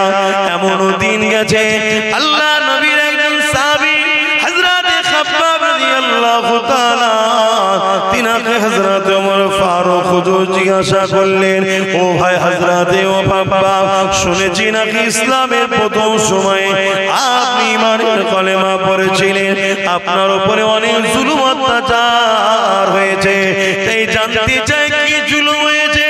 আল্লাহ নবীর সাহাবী হযরত খাব্বাব হুজুর এইভাবে নিজের কোমরের অংশটাকে দেখালো, তোমার আমার মনুষ্য জাতিকে সুন্দর করে আল্লাহ বানিয়েছে, এই কোমরের অংশে কষ্ট দিয়েছে, কিন্তু হযরত নবী সাহাবী খাব্বাব হুজুরের পুরো কোমর খানা প্লেন হয়ে গিয়েছিল। হযরত সাহাবী খাব্বাব হুজুরকে হযরত ওমর ফারুক হুজুর জিজ্ঞাসা করেছিল, আপনার এই কোমরের অবস্থা কেন? আল্লাহর জমিনে এরকম কোমর তো কারো দেখি না। হযরত খাব্বাব হুজুর বলেছিলেন, ও হযরত ওমর ভাই, আমি যখন ঈমানের কলেমা পড়ি, দুনিয়ার জালিম শাসক আবু জেহেল, উতবা, সাইবা, উমাইয়ারা যখন জানতে পারে, আমাকে নিয়ে গিয়ে তারা বুঝাতে লেগেছিল, আল্লাহকে ছেড়ে দাও, নবীকে ছেড়ে দাও, না হয় তোমার উপরে অনেক জুলুম অত্যাচার হবে।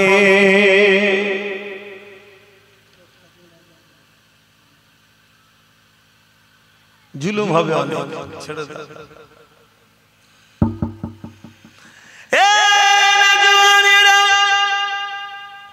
আল্লাহ নবী সাহাবী হযরত খাব্বাব রাদিয়াল্লাহু তাআলা বলেছিলেন, এ জালিম নিষ্ঠুর পাষাণেরা, তোমরা যাই করো না কেন আমরা আল্লাহ ও রাসূলকে ছাড়ব না। তোমার যেটা পছন্দ তুমি করো, আমার যেটা পছন্দ আমি করছি, আমার উপরে কেন জুলুম করো? না না না না, আজকের জালিমরা যেমন জোর করে মসজিদ নিতে চাইছে, জোর করে মাদ্রাসা নিতে চাইছে, এদেরই পূর্বপুরুষরাও জুলুম অত্যাচার যুগ যুগ ধরে করে এসেছে।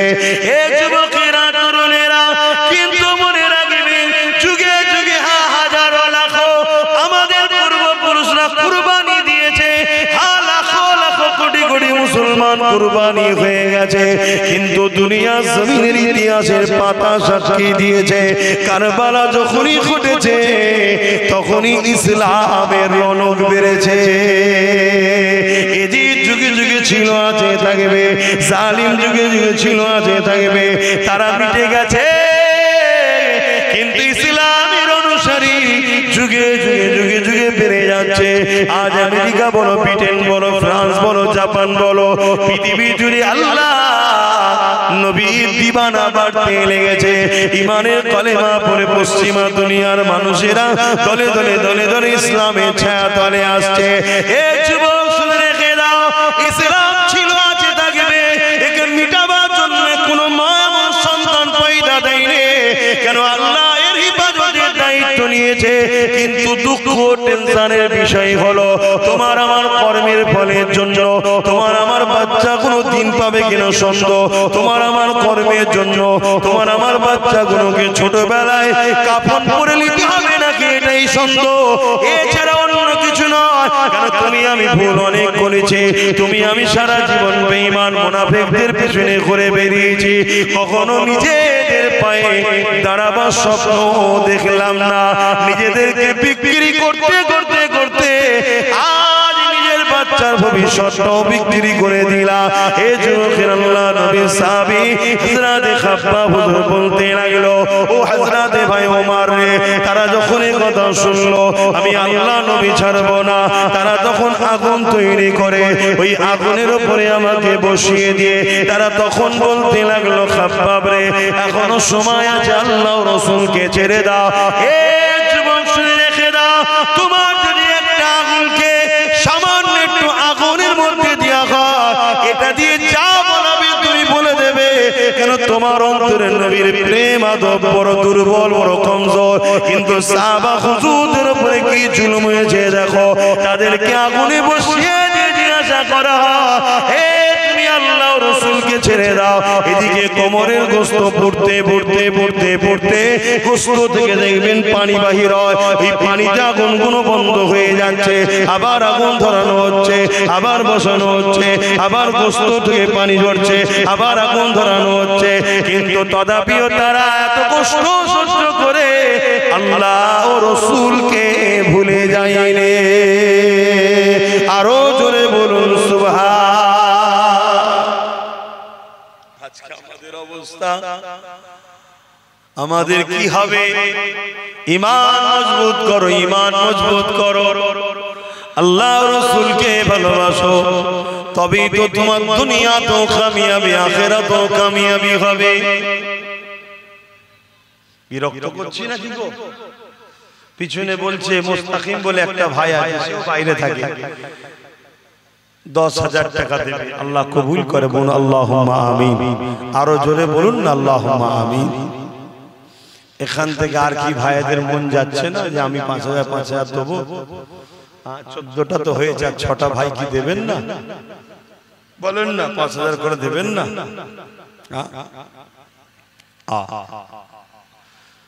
আমার ভাইয়েরা যদিও বা ধরে ধরে ধরে ধরে একটু এসে বসেছো, বেশি আবার চাঁদার কথা বললে অনেক ভাই পিঠ দেখতে চলে যাবে। চল, হ্যাঁ যাও ভাই, 3 বছর বলেছিলাম না, গত বছর এসে অনেক জায়গায় বলেছিলাম না 3 বছর অপেক্ষা কর, চোখ দিয়ে পানি নয় রক্ত বেরোবে বলেছিলাম তো। সামনে জানুয়ারি এলে 1 বছর হয়ে যাবে, আর থাকবে ক বছর? হ্যাঁ 2 বছর। আল্লাহ আমারও হায়াত দিক, আমারও হায়াত দিক, দেখা যাক না, দেখা যাক কি হয়।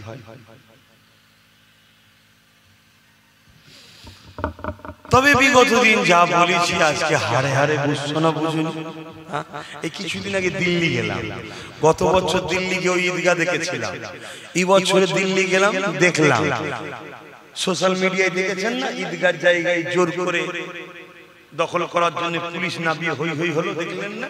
হ্যাঁ, সাইজ করে দিয়েছে।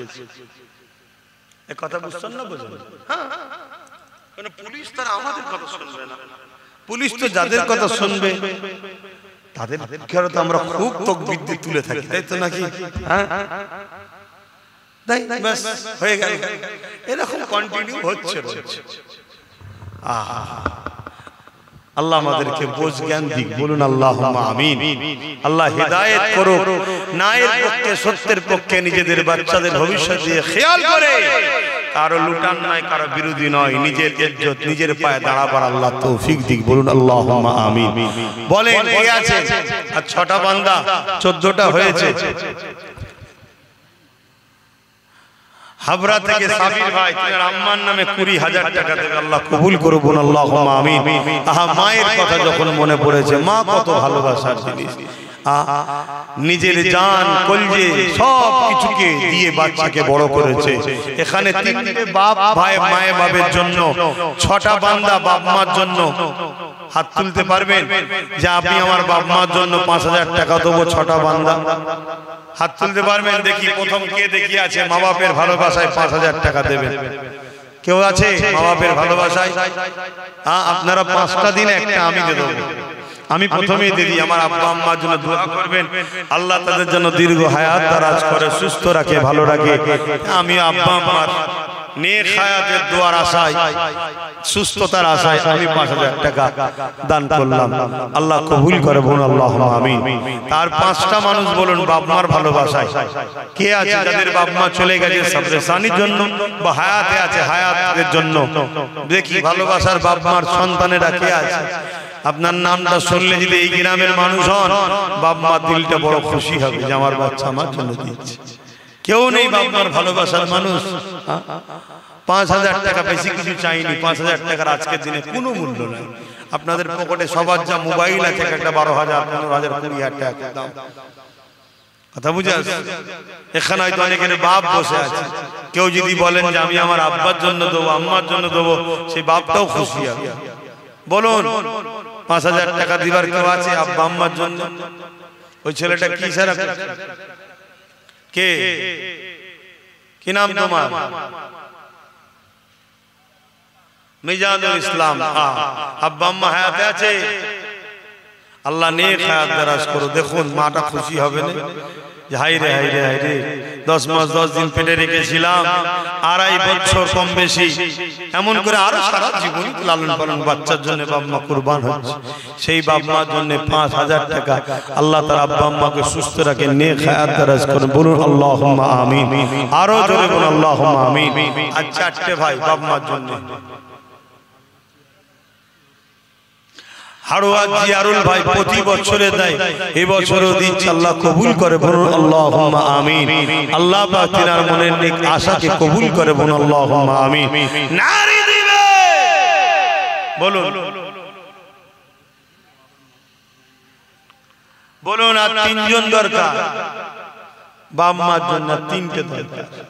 এখানে 3টে মায়ের সন্তান, বাপের সন্তান হাত তুলে বলুন যে আমি আমার আব্বা আম্মার জন্য দেবো। কি নাম? আবিদুল ইসলাম। আহা, তো নসিব আল্লাহ বড় করে। বন্দুকের গুলি মিস হয়ে যাবে, বাপ মা দোয়া মিস হবে না। আব্বা আম্মা আছে?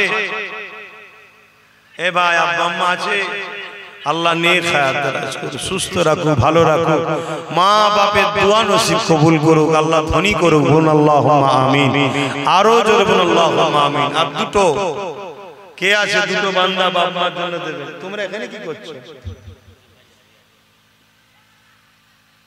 যারা জলসা ঈদ আর 2টো ভাই বলুন। ও কি নাম জানো? তোর নাম ভুলে গেছি। হ্যাঁ, মিজানুর। আমার আর এক মিজানুর, উত্তর আফজানগর, দক্ষিণ উত্তর আফজানগরে। আল্লাহ কবুল করেন। আব্বা আম্মা আছে? আল্লাহ নেক হায়াত দারাজ করো, সুস্থ রাখো, ভালো রাখো। মা বাপের দোয়ায় ভাইকে নসিবওয়ালা করো, রুজিতে বরকত দি। বলুন আল্লাহুম্মা আমিন। আরো জোরে বলুন আল্লাহুম্মা আমিন। নারী দিবে। আর একটা শেষ আল্লাহর বান্দা বলুন যে আমি আমার আব্বা আম্মার জন্য দেব, তাহলে 20টা হয়ে যাবে। 20টা চেয়েছিলাম প্রথমে, 20টা আল্লাহ মিলালো। আল্লাহ কবুল করেন। আর একটা কে আছে? আর একটা আল্লাহর বান্দা বলুন আব্বা আম্মা স্মরণে দেবেন 5,000 টাকা। কেউ নেই? দেখুন প্রতিষ্ঠানের জলসা, প্রতিষ্ঠানের দিকে একটু খেয়াল করতে হবে। তো অজনসিয়াত তো হবে, তবে এখান থেকে পড়াশোনা করে পরবর্তীতে আবার ছেলেরা আলেম হাফেজ হবে, তারা দিনের আলোচনা করবে। বলেন একটা কে আছে? শেষ বান্দা হাত তুলে বলেন আমার আব্বা আম্মার জন্য দেব। কেউ নেই এখানে? আর একটা বান্দা বলেন না।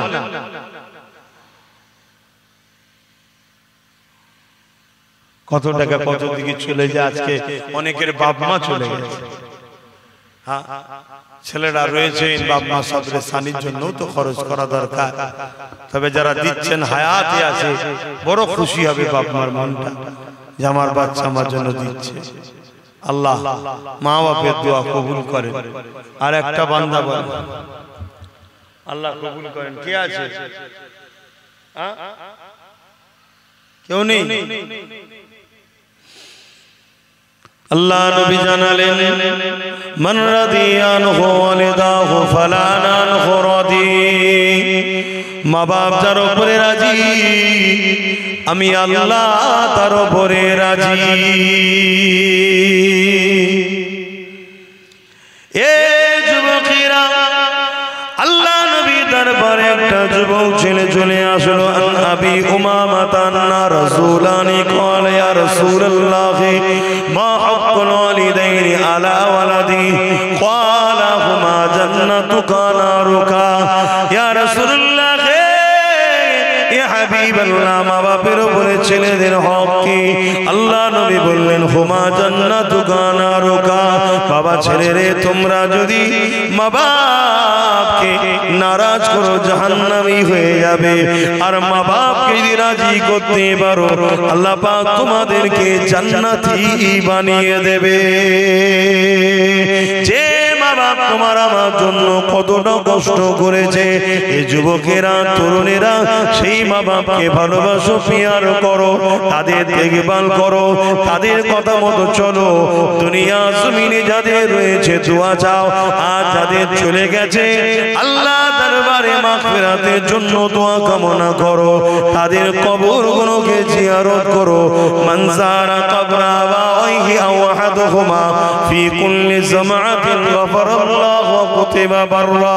বাপ মায়ের উভয়ের অথবা একজনের কবরটা যে ছেলেটা জিয়ারত করবে, আল্লাহ পাক তার কবর তার কপালে লিখে দেবে মা বাপের খেদমতগার ছেলে জাহান্নাম থেকে নাজাত পেয়ে গেছে।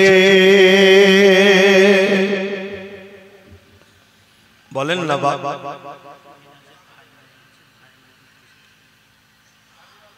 সাবির আলম মোল্লা, তোমার আব্বা আম্মা আছে? আল্লাহ পাক নেক হায়াত দারাজ করুন। বল আল্লাহুম্মা আমিন। আরো জোরে বল আল্লাহুম্মা আমিন। আমার আরেক ভাই, তার ভাই ইন্তেকাল হয়েছে।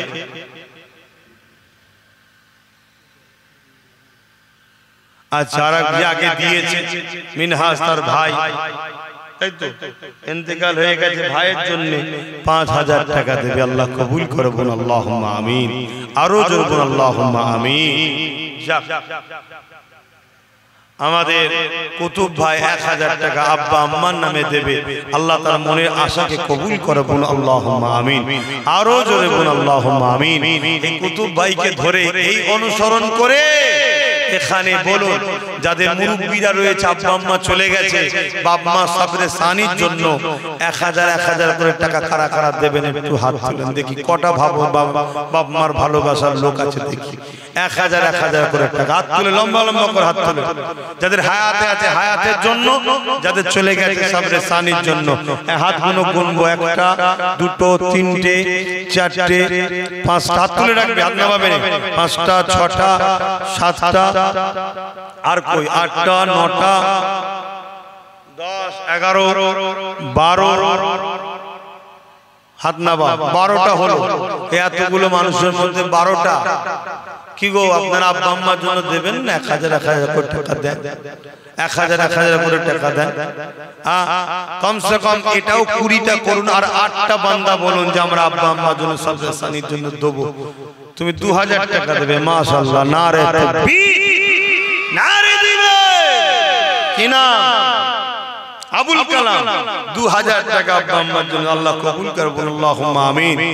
বলেন আর 8টা বান্দা দরকার, 1000 করে। 8টার মধ্যে প্রথমে কে হাত তুলবে বলেন? এই তো আমার এক ভাই হাত তুলেছে, আল্লাহ কবুল করে বলুন আল্লাহুম্মা আমিন।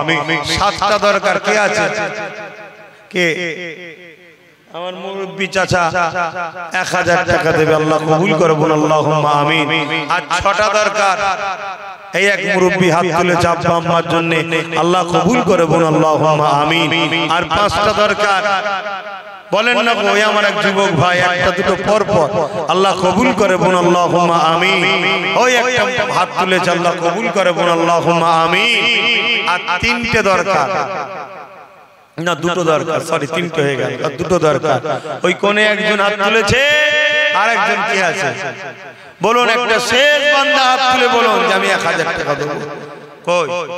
একটা, দুটো, আব্বাস ভাই 3টে, 4টে, 2000 দেবে। আচ্ছা 2000 দেবে, 4টে, একটা 4টে, আল্লাহ কবুল করে বলুন আল্লাহুম্মা আমিন। নাম গুনে একটু লিখে নাও, আল্লাহ কবুল করে বলুন আল্লাহুম্মা আমিন। দরুদ শরীফ, আল্লাহুম্মা সাল্লি আলা সাইয়্যিদিনা মাওলানা মুহাম্মদ ওয়া আলা আলিহি।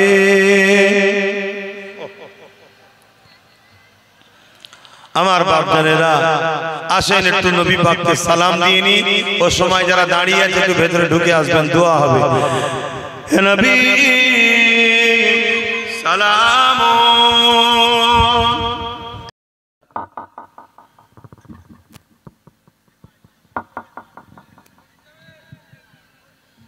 কেননা প্রতি বছরের না এবছর মাহবুরাবাদ মাদ্রাসা কমিটির পরিচালনায় এই জলসা মাহফিল মাদ্রাসা উন্নতি লক্ষ্য করে হয়ে আসছে। একটা সময় এসেছিলাম, এখানে কিছুই ছিল না, ফাঁকা মাঠ। তারপরে একটা ছোট মতো করে মুক্ত, সেটা এখনো রয়েছে। আপনাদেরই সহযোগিতায় আবার একটা বিল্ডিং হচ্ছে, ঢালাইটুকু বাকি আছে, বাকি আলহামদুলিল্লাহ অনেকটা কাজ আগিয়েছে। একেবারে যুবক ছেলেরা, আপনাদেরই সন্তানেরা, তারা প্রচেষ্টা করে মুরব্বীদের সাথে নিয়ে, বাপ মার দোয়া নিয়ে, ভাইদের বোনেদের সহযোগিতা নিয়ে এই সুন্দর এই প্রতিষ্ঠানটা গড়ে তোলার চেষ্টা করছে। সেই মাদ্রাসারই একজন ছোট্ট তোলাবা ছাত্র, সে একটা দাদা পীরের আওলাদ হিসাবে আমাকে ভালোবেসে কয়েক লাইন আমার সম্বন্ধে কয়েকটা কথা বললো। এগুলো আমরা আসার আগে করে লিয়াটা ভালো, কেন কারো সামনে কারো তারিফ করাটাও ঠিক নয়। যাক, আমি দোয়া করি আল্লাহকে হাফেজ ও আলেমে হাক্কানি করুন। একদিন দাদা পীরের সিলসিলাত আহলে সুন্নাত ওয়াল জামাত দ্বীন ইসলামের আল্লাহ খিদমত করার তৌফিক দান করুক, বলুন আমিন। আমি আশা রাখবো যেসব ভাইয়েরা দাঁড়িয়ে আছেন আপনারাও এসে বসবেন, এবং যেগুলো রাস্তায় আছে তেনারা এসে বসবেন। কেন এই জিন্দেগি একবার চলে গেলে আর পাবো না। মূল্যবান সময়টাকে মূল্যবান জায়গায় দিবা অভ্যাস করুন। দেখছেন না পৃথিবী জুড়ে কি হচ্ছে? আমরা শুনতাম আমেরিকায় মুসলমানদের উপর জুলুম, ব্রিটেনে, ফ্রান্সে, জাপানে, ব্রাজিলে, বিভিন্ন দেশে শুনতাম মসজিদের উপরে হামলা, মুসলমানরা নামাজ পড়ছে, গুলি করে ৫৫০ জনকে মেরে দিয়েছে, নবীর শানে কটূক্তি হয়েছে শুনতাম, আর বড় গর্ব করে বলতাম আমার দেশ এমন মহান দেশ যে দেশে হাজারো ধর্মের মানুষের বসবাস, অথচ কেউ কারো ধর্মের উপরে আঘাত দেয় না। বিদেশি কালচার, বিদেশি কুকুরদের স্বভাব আজকে আমার দেশের কিছু কুকুরদের মধ্যে ঢুকে গেল। এর জন্য আমাদেরও কিছুটা দোষ আছে বাপ ভাই। কেন আমরা লালন পালন করে দীর্ঘ বছর ধরে এই কুকুরদের খাইয়ে খাইয়ে মোটা তাজা করেছি। আমার কথা বাবা একটু গায়ে লাগতে পারে, কিন্তু কিছু করার নেই, আল্লাহর কাছে আমাকে জবাব দিতে হবে না। চেষ্টা দীর্ঘদিন করে আসছি এই ঘুমন্ত সমাজকে জাগাবার জন্য, যাতে করে এই সমাজ জাগলে প্রত্যেকটা সমাজের অসহায় গরিবরা হাসবে 100%। আজকে এই সমাজ ঘুমোচ্ছে বলে প্রতিটা সমাজের গরিবরা কাঁদছে। আপনি মানুন চাই না মানুন সেটা আপনার ব্যাপার, তবে সোশ্যাল মিডিয়ায় সার্চ করুন, দেখুন আমার ভারতবর্ষের মণিপুরে কি হচ্ছে, দেখুন না আমার ভারতবর্ষে বিভিন্ন জায়গায় অন্য অন্য ধর্ম, ভাষা, বর্ণের মানুষের উপরেও কি হচ্ছে দেখুন। এই যে একটা সিস্টেম, গরিবদের ঘরে অসহায়দের উপরে জুলুম, এটা আমাদেরই দোষ। কেন আমরা জাগলে জুলুম কখনো খতম হয় না, আমরা ঘুমোচ্ছি বলেই জুলুম মাথা চাড়া দিয়েছে। তাই দীর্ঘ বছর ধরে সমাজকে জাগাবার চেষ্টা করছি, জাগাতে গিয়ে অনেক ক্ষতি হয়েছে আমার, তবে ক্ষতিকে ক্ষতি মনে করিনি। কেন? অবশ্যই আমি বিশ্বাসী আমার আল্লাহ আমাকে অনেক বড় প্রতিদান দেবে, দুনিয়ায় আশা রাখি না, আখিরাতে দেবে। আর যেটাই বলি আল্লাহর খুশির জন্য বলি, যেটাই করি আল্লাহ ও রাসূলকে রাজি খুশি করার জন্য করি। তো যাক, আজকে একটা ধর্ম সভায় এসেছি, মাদ্রাসার বাৎসরিক উন্নতি কল্পে জলসা। তাই আমার দায়িত্ব মনে করি সমাজ, আমাদের যুবকরা তারা জানে না কোন জায়গায় বসতে হয়। তারা এমন ঘুমিয়েছে, তারা মেলায় যায়, ফাংশনে যায়, যাত্রায় যায়, গানে যায়, জুয়ায় যায়, ইসলামের দুশমনদের কাছে যায়, কোরআনের দুশমনদের কাছে যায়, যারা তাদের দুশমন তাদের কাছেও যায়। অথচ দুনিয়া ও আখিরাতের কল্যাণ যেখানে হয় সে জায়গায় যেতে চাই না। আল্লাহর কাছে দোয়া করি আল্লাহ আমার কওমকে হিদায়াত করুন, বলুন আমিন। তাই আমার দায়িত্ব আছে, ডাকলাম। আমি আজকে অনেক দূর থেকে আসছি, একদম নতুন, ওখানে যাইনি, কখনো গিয়েছিলাম, বহুত দূর। তো যাক, সেখান থেকে আপনাদের কাছে এসেছি, সংক্ষেপ সময় আলোচনা, তারপরে নামাজ হবে, তারপরে আমার ফুরফুরা দরবার শরীফ থেকে পীর আল্লামা ইব্রাহিম সিদ্দিকী চাঁদন হুজুর পীর কেবলার একমাত্র সাহেবজাদা পীরজাদা ইসহাক সিদ্দিকী ভাইজান তিনি আসবেন, আলোচনা করবেন। আমার অনেক উলামা ভাইরাও আলোচনা করেছেন। আসুন প্রাণ খুলে একটু দরুদ পড়ি। আল্লাহুম্মা সাল্লি আলা,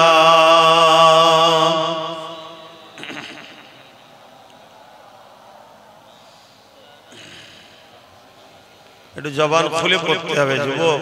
এই আমার ভাইরা বসো, ওখানেই বসো, ওখানেই বসে যাও। ইজ্জত যাবে না চটে বসলে, ইজ্জত আর আমাদের রইল কোথায়? হ্যাঁ, ইজ্জত আর রইল কোথায়? সবাই তো আমাদের লুটে নিল। তবে একটা কথা মনে রাখবেন, একটা প্রবাদ বাক্য আছে, ভালো কি খারাপ জানি না, অনেক সময় অনেকে বলে দেখেছি, বিশেষ করে যারা উর্দু ভাষী মানুষ তারা বলে की जाने तो कथा, हमें तो लूट लिया है आपनों ने, गैरों में कहाँ दम था, जहां मेरी कश्ती डूबी वहां पानी कम था। আমাদের যে লুট আজকে চলছে এটা গায়ের কোথা দম আছে, তো আপনরাই আমাদেরকে লুটে নিল, তাই তো নাকি? হ্যাঁ, আমাদের আপনরাই আমাদেরকে লুটে নিল। আউযু বিল্লাহি মিনাশ শাইতানির রাজীম।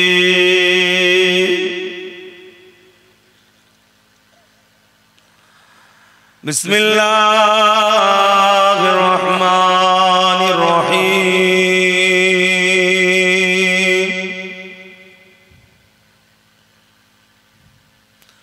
আলহামদুলিল্লাহ আলহামদুলিল্লাহ নাহমাদুহু ওয়া নাস্তাঈনুহু ওয়া নাস্তাগফিরুহু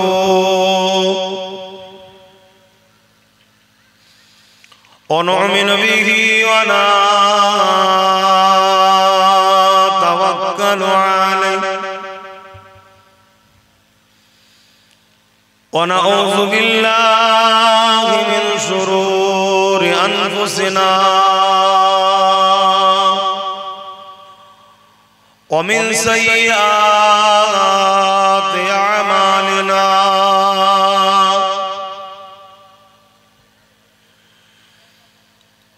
من يهده الله فلا مضل له ومن يضلله فلا هادي له ونشهد أن لا إله إلا الله وحده لا شريك له ونشهد أن سيدنا وحبيبنا ومولانا محمدا عبده ورسوله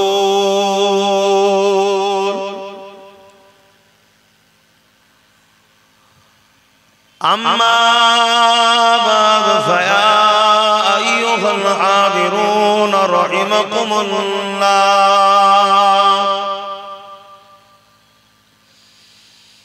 قال الله تعالى في كلام المجيد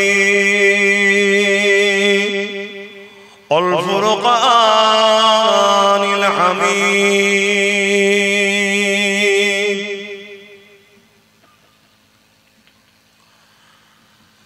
إن الله وملائكته يصلون على النبي يا أيها الذين آمنوا صلوا عليه وسلموا تسليما اللهم صل على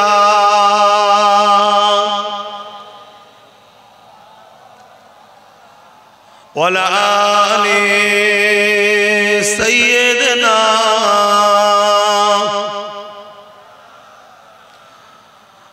أردت جواز اللهم صل على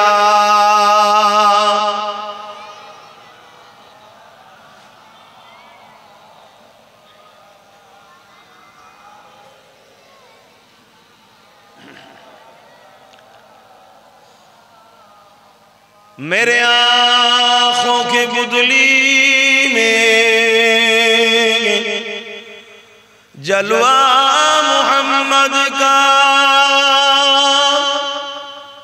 मेरे दिल के आईने में नक्शा है मोहम्मद का। कोई जन्नत में जाएगा, कोई दोज़ख में पहुँचे, मदीने की तरफ दौड़ दीवाना मोहम्मद का अल्लाहुम्मा सल्ले अला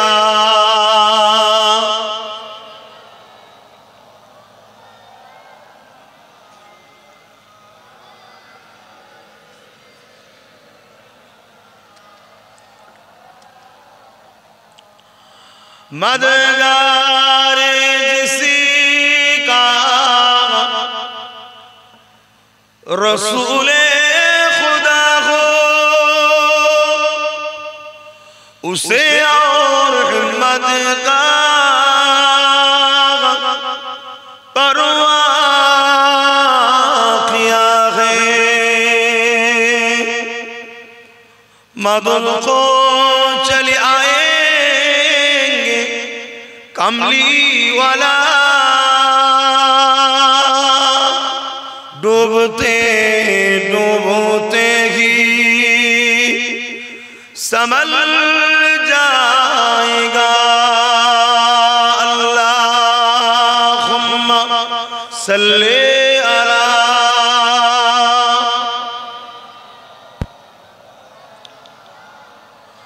वलाले सैयदना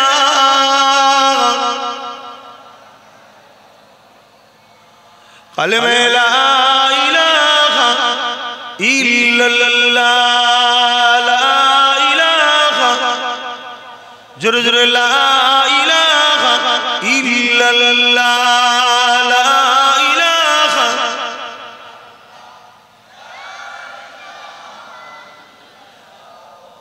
मुहम्मदुर रसूलुल्लाह ला इलाहा इल्लल्लाह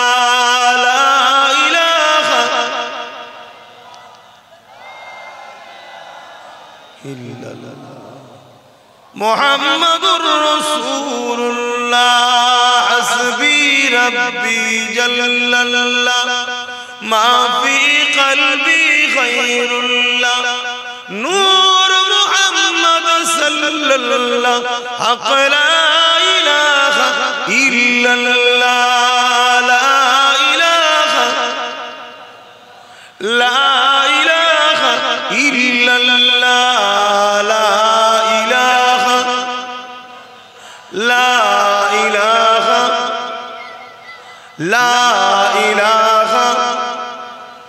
ला इलाहा इल्लल्लाह ला इलाहा इल्लल्लाह ला इलाहा ला इलाहा इल्लल्लाह मुहम्मदुर रसूलुल्लाह अल्लाहुम्मा सल्ले अला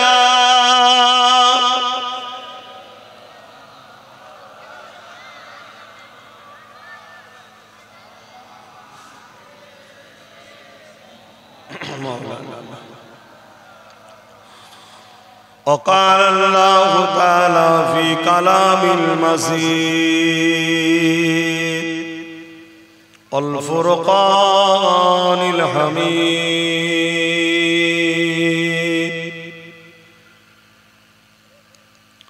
وما خلقت الجن والإنس إلا ليعبدون وقال الله تعالى في كلام المجيد الفرقان الحميد كنت خير أمة أخرجت للناس تأمرون بالمعروف وتنهون عن المنكر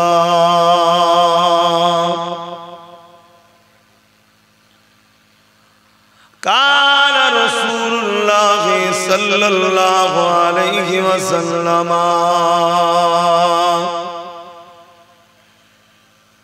মান আহাব্বা সুন্নতি ফাকাদ আহাব্বানি ওয়া মান আহাব্বানি কানা মাই ফিল জান্নাহ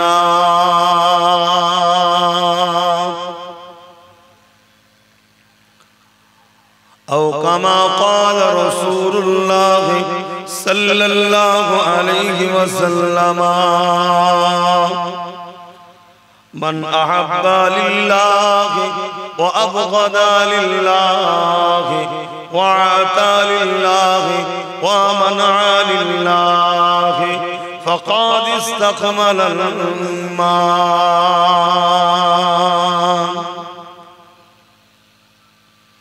আমার আব্বা জানেরা, পর্দা নিশিন আমার আম্মা জানেরা, বোনেরা, আমার নওজোয়ান তরুণেরা, যুবকেরা, ছোট ছোট বাবুরা, এ দুনিয়া আমাদের কারো জন্য চিরস্থায়ী নয়। সে পীর সাহেব হোক, মুফতি সাহেব হোক, আলেম সাহেব হোক, বা সাধারণ মানুষ হোক বা মুরিদ হোক, সে শিক্ষক হোক আর তুলাবা ছাত্র হোক, সে আলেম হোক আর আম মানুষ হোক, সে গরিব হোক আর ধনী হোক, সে রাজা হোক আর মহারাজা হোক, মৃত্যুর স্বাদ সবাইকে চাকতে হবে। নেক কাজ করলেও মৃত্যু হবে, অন্যায় করলেও মৃত্যু হবে, ভালোর পক্ষে থাকলেও মৃত্যু হবে, অন্যায়ের পক্ষে থাকলেও মৃত্যু হবে। এ দুনিয়াটা হলো একটা পরীক্ষার জায়গা। কিছুদিনের মেহমান আমরা, আজ আছি কাল নাই, কখন যে কে চলে যাবে কোনো গ্যারান্টি নেই। আসার যদিও বা আনুমানিক একটা ডেট দেয়া যায়, কিন্তু যাবার কোনো ডেট নাই। দাদু রয়ে গেছে, দাদি রয়ে গেছে, নাতি পুতা চলে গেছে। অতএব আজ আমি আছি, কাল চলে যাব, আপনারা আছেন, একদিন চলে যাবেন। আমাদের স্রষ্টা, আমাদের সৃষ্টিকর্তা একজন, তিনি কে? আমি সবাইকে জিজ্ঞেস করেছি, যার যার স্রষ্টা শাহাদত আগুন তুলে বলুন, তিনি হলেন আল্লাহ। লম্বা করে হাত তুলে বলুন আল্লাহ, আরো জোরে বলুন আল্লাহ। তবে মনে রাখবেন, এই দুনিয়ায় যারা কষ্ট পায়, আল্লাহ তাদেরকে আখিরাতে শান্তি দেবে। আল্লাহ জাত পাকের কসম করে বলেছে, আমি যাদেরকে দুনিয়ায় শান্তি দেবো, আখিরাতে দেব না। আর দুনিয়ায় যাদেরকে আমি কষ্ট দিয়ে পরীক্ষা নেবো, সবর করবে, ধৈর্য ধরবে, আমার রাস্তায় থাকবে, হাজারো মুসিবত বালা আসার পরও যে আল্লাহ পরীক্ষা নিচ্ছে, আমি কিছুদিন পরে ওকে তুলে নেব, পরীক্ষা শেষ হয়ে যাবে, চির শান্তির আমার মেহমান খানা জান্নাতে ওকে থাকতে দেবো চিরস্থায়ী। জোরে বলুন সুবহানাল্লাহ। এটাই তো আমাদের ঈমান। ঈমান আমাদের তো এটা। আমরা বিন দেখে ঈমান এনেছি। আমানতু বিল্লাহি, আল্লাহর উপরে, ওয়া মালাইকাতিহি, ফেরেশতার উপরে, ওয়া কুতুবিহি, কিতাবের উপরে, ওয়া রাসূলিহি, নবীদের উপরে, ওয়াল ইয়াউমিল আখির, আখিরাতের উপরে, ওয়াল কদরি খাইরিহি, তাকদীরের উপরে, মিনাল্লাহি তাআলা আল বা'স বা'দাল মাউত, এবং মৃত্যুর পর আবার উঠানো হবে। এগুলোর উপরে আমরা তো বিন দেখে বিশ্বাস করেছি। এবং জবানে মুস্তাফা আরবি সাল্লাল্লাহু আলাইহি সাল্লামের উপরে আমাদের বিশ্বাস এতটাই যে নবী বলেছেন আখিরাত আছে, ভালো মন্দ আল্লাহর পক্ষে হয়, তাকদীর আল্লাহর কুদরতি হাতে, ফেরেশতা আছে, জান্নাত আছে, জাহান্নাম আছে, মৃত্যুর পর উঠানো হবে। আমরা হুজুরের উপরে এত বিশ্বাসী, আমরা হুজুরের লাভের কথাকে বিশ্বাস করে নিচ্ছি। কি তো বলা হয় ঈমান। জোরে বলুন সুবহানাল্লাহ। অর্থাৎ যার দিলে যত বেশি হুজুরের উপরে আদব, বিশ্বাস, ভক্তি, ভালোবাসা আছে, তার ঈমান তত মজবুত আছে। ঈমানের সাথে সাথে আমাদেরকে আমলের জিন্দেগি তৈরি করতে হবে, যে যত বেশি আমল করবে তার জান্নাতে ক্যাটাগরি তত ভিআইপি হবে। যে ভাষাগুলো আপনারা বুঝবেন ওই ভাষায় আপনাদের বোঝাচ্ছি। তো আজকে দুনিয়া জমিন আমাদের জন্য কিছু দিনের, এই পৃথিবীতে আমরা যত দিন যাচ্ছে যেন আমাদের ধর্মীয় স্বাধীনতার উপরে একটা হস্তক্ষেপ আস্তে আস্তে নেমে আসছে। আমরা বিগত দিন দেখেছি আমাদের চাকরি হরণ হয়েছে, বিগত দিন দেখেছি আমাদের জায়গা চুরি হয়েছে, আমার পজিশন আমার পদ অন্যজন পেয়ে গেছে। বিগত দিন আমাদের দুনিয়াবি সংসার জীবনের প্রয়োজনের উপরে অনেকে হস্তক্ষেপ করেছে, অনেক দিক দিয়ে আমাদের উপরে আঘাত এসেছে। আমরা তখন যদি শক্ত হাতে দিকে দাঁড়াতাম তাহলে আজকে এই দিন আমাদের দেখতে হতো না যেখানে আজ আমাদের ঈমান থাকবে না যাবে। খুব ভালো করে শুনুন, অন্যায়ের প্রতিবাদ করার নাম ঈমান। অন্যায় দেখে প্রতিবাদ যে করেনি তার মধ্যে ঈমান নাই।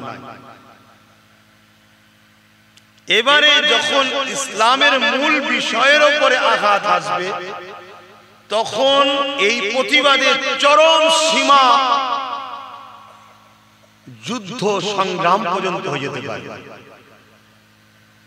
যদি এই জায়গায় আমরা যারা পরিমাণ অবহেলিত হই তাহলে কিন্তু আমাদের ঈমান চলে যাবে। তাহলে এখানে আজ আমাদের কি ঈমানের অস্তিত্বের জায়গায় আজ আমরা এসে দাঁড়ালাম। কারণ কি, যখন আমাদের এলাকায় বা আমরা দেখেছিলাম 20 গাছ গজাচ্ছিল তখন আমরা ট্রিটমেন্ট করিনি। আমরা ভাবছিলাম হচ্ছে হোক হচ্ছে হোক হচ্ছে হোক হচ্ছে হোক, লাস্টে এত গজান গজিয়ে গেছে। দেখবেন সচরাচর রাস্তার ধারে একটা গাছ গজাচ্ছে যাতে নিঃশ্বাস নিতে অসুবিধা হয়। এটা আমার দেশের নয়, বিদেশ থেকে এসেছে। আমি ওই গাছের উদাহরণ দিয়ে বুঝাচ্ছি। তাহলে পাপ প্রথমে আমি অনেক আগে বলেছিলাম, আপনারা শুনেছেন, প্রথম ফুসকুড়ি হয়। আপনারা ভাবছেন ফুসকুড়ি তো চুলকাচ্ছে, বেশ আরাম লাগছে কি? একটু চুলকে চুলকে অনেকে রেখে দেখবেন ছিঁড়েও যায়, ধুলোবালি পড়লো, ওটা আস্তে এলাকা বড়লি একটা ফুরা টাইপের হলো। গরম পানি দিয়ে বা টিপে টিপে ওই ভেতরের নোংরা গুলো বার করছেন, ভাবছেন খুব ভালো লাগছে, কিন্তু ওটা একদিন ক্যান্সারে পরিণত হয়। এ কথা আমি আগে বলেছি না বলিনি? কিছু কিছু কথা আছে আমার ইসলামও বলেছে তুমি বেশি খুলে বলতে যাও না। সবই বোঝে, এর বেলায় বোঝে না কেন? তাই আমি যতটা পেরেছিলাম বুঝিয়েছিলাম। কিন্তু আজকে ক্যান্সারের প্রথম ধাপে কিন্তু আমরা পা দিতে চলেছি, এখনো পা দিইনি। কিন্তু এখনো ট্রিটমেন্ট যদি ঠিকভাবে হয়, আমার ঈমান সেই মহান আল্লাহর উপরে যিনি কোন দ্বারা তৈরি করেছে ফায়াকুন হয়ে গেছে। আমার ঈমান সেই মহান স্রষ্টার উপরে যিনি এই বিশাল আসমানকে টুকরো টুকরো করে ফেলবে, তারাগুলো ঝরে ঝরে পড়বে, বিশাল পাহাড়গুলো তুলোর মতো উঠবে, একটা পাহাড় আর একটা পাহাড়ের সঙ্গে টক্কর হবে, ধাক্কা হবে, ঝরঝর করে যেমন ধুলোর মতো উড়ে যায়, তুলোর মতো ঝুরে ঝরে ঝরে ঝরে সব প্লেন হয়ে যাবে। আমার ঈমান সেই আল্লাহর উপরে যিনি বাপের শরীরে সামান্য সামান্য নাপাক পানি থেকে মায়ের রেহেমে দিয়ে এই পৃথিবীতে আজকের দিনেও কয়েক লক্ষ বাচ্চা দুনিয়ায় পাঠিয়েছে। সেই আল্লাহর কথা বলছি। যদি আমরা এখনো ট্রিটমেন্ট ঠিকভাবে করতে শুরু করি, এখান থেকে পুরো রিকভার হয়ে সুস্থ শরীর আল্লাহ ফেরত দিতে পারেন। বলুন ইনশাআল্লাহ। আমার আলোচনা বুঝছেন তো? কি গো, বুঝছেন তো? কিন্তু দুর্ভাগ্যের বিষয়, সবই বুঝি, সবই হয়, সবই কিছু ভাবি, কিন্তু দুঃখের বিষয় মুসলিম লেবাসে, মুসলিম সুরাতে, মুসলিম সমাজের মধ্যে গাদ্দার হয়ে গেছে। কথাটা কি খুব কষ্ট দিল? একটু হ্যাঁ কি না বল, খুব কষ্ট দিল কথাটা। এই জন্য আজ আমাদের চলার পর চেষ্টা করলেও বড় বাধার সম্মুখীন হতে হচ্ছে। কেন? আমাদের ঘরে ঘরে গাদ্দার, যে গাদ্দার গুলো কবেই ইসলাম থেকে বেরিয়ে গিয়ে ইসলামের দুশমনদের খাতায় নাম লিখিয়ে দিয়েছে, কিন্তু ইসলামের দুশমনরা তাদের ঘরে আমাদের ঘরে উটা থেকে নত করে রাখার জন্য বলেছে তুই পোকা ঘোষণা মুসলিম হয়ে থাক। এই গাদ্দার চতুর্দিকে আমাদেরকে ঘিরে আছে। আজকে এই গাদ্দারদের জন্য আজ আমাদের বড় চলার সম্মুখীন হচ্ছে, প্রশ্ন দাঁড়িয়ে যাচ্ছে এই গাদ্দার চিনবেন কি করে? এরপরেও কি এখান থেকে রেহাই হওয়ার রাস্তা নাই? হ্যাঁ, রাস্তা আছে, একদিন রেহাই তো হবে।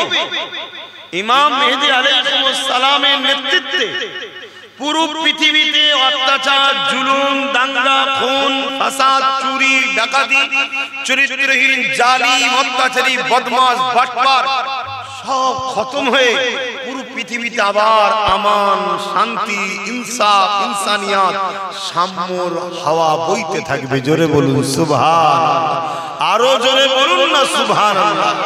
তাহলে হবে না? হবে না? হবে।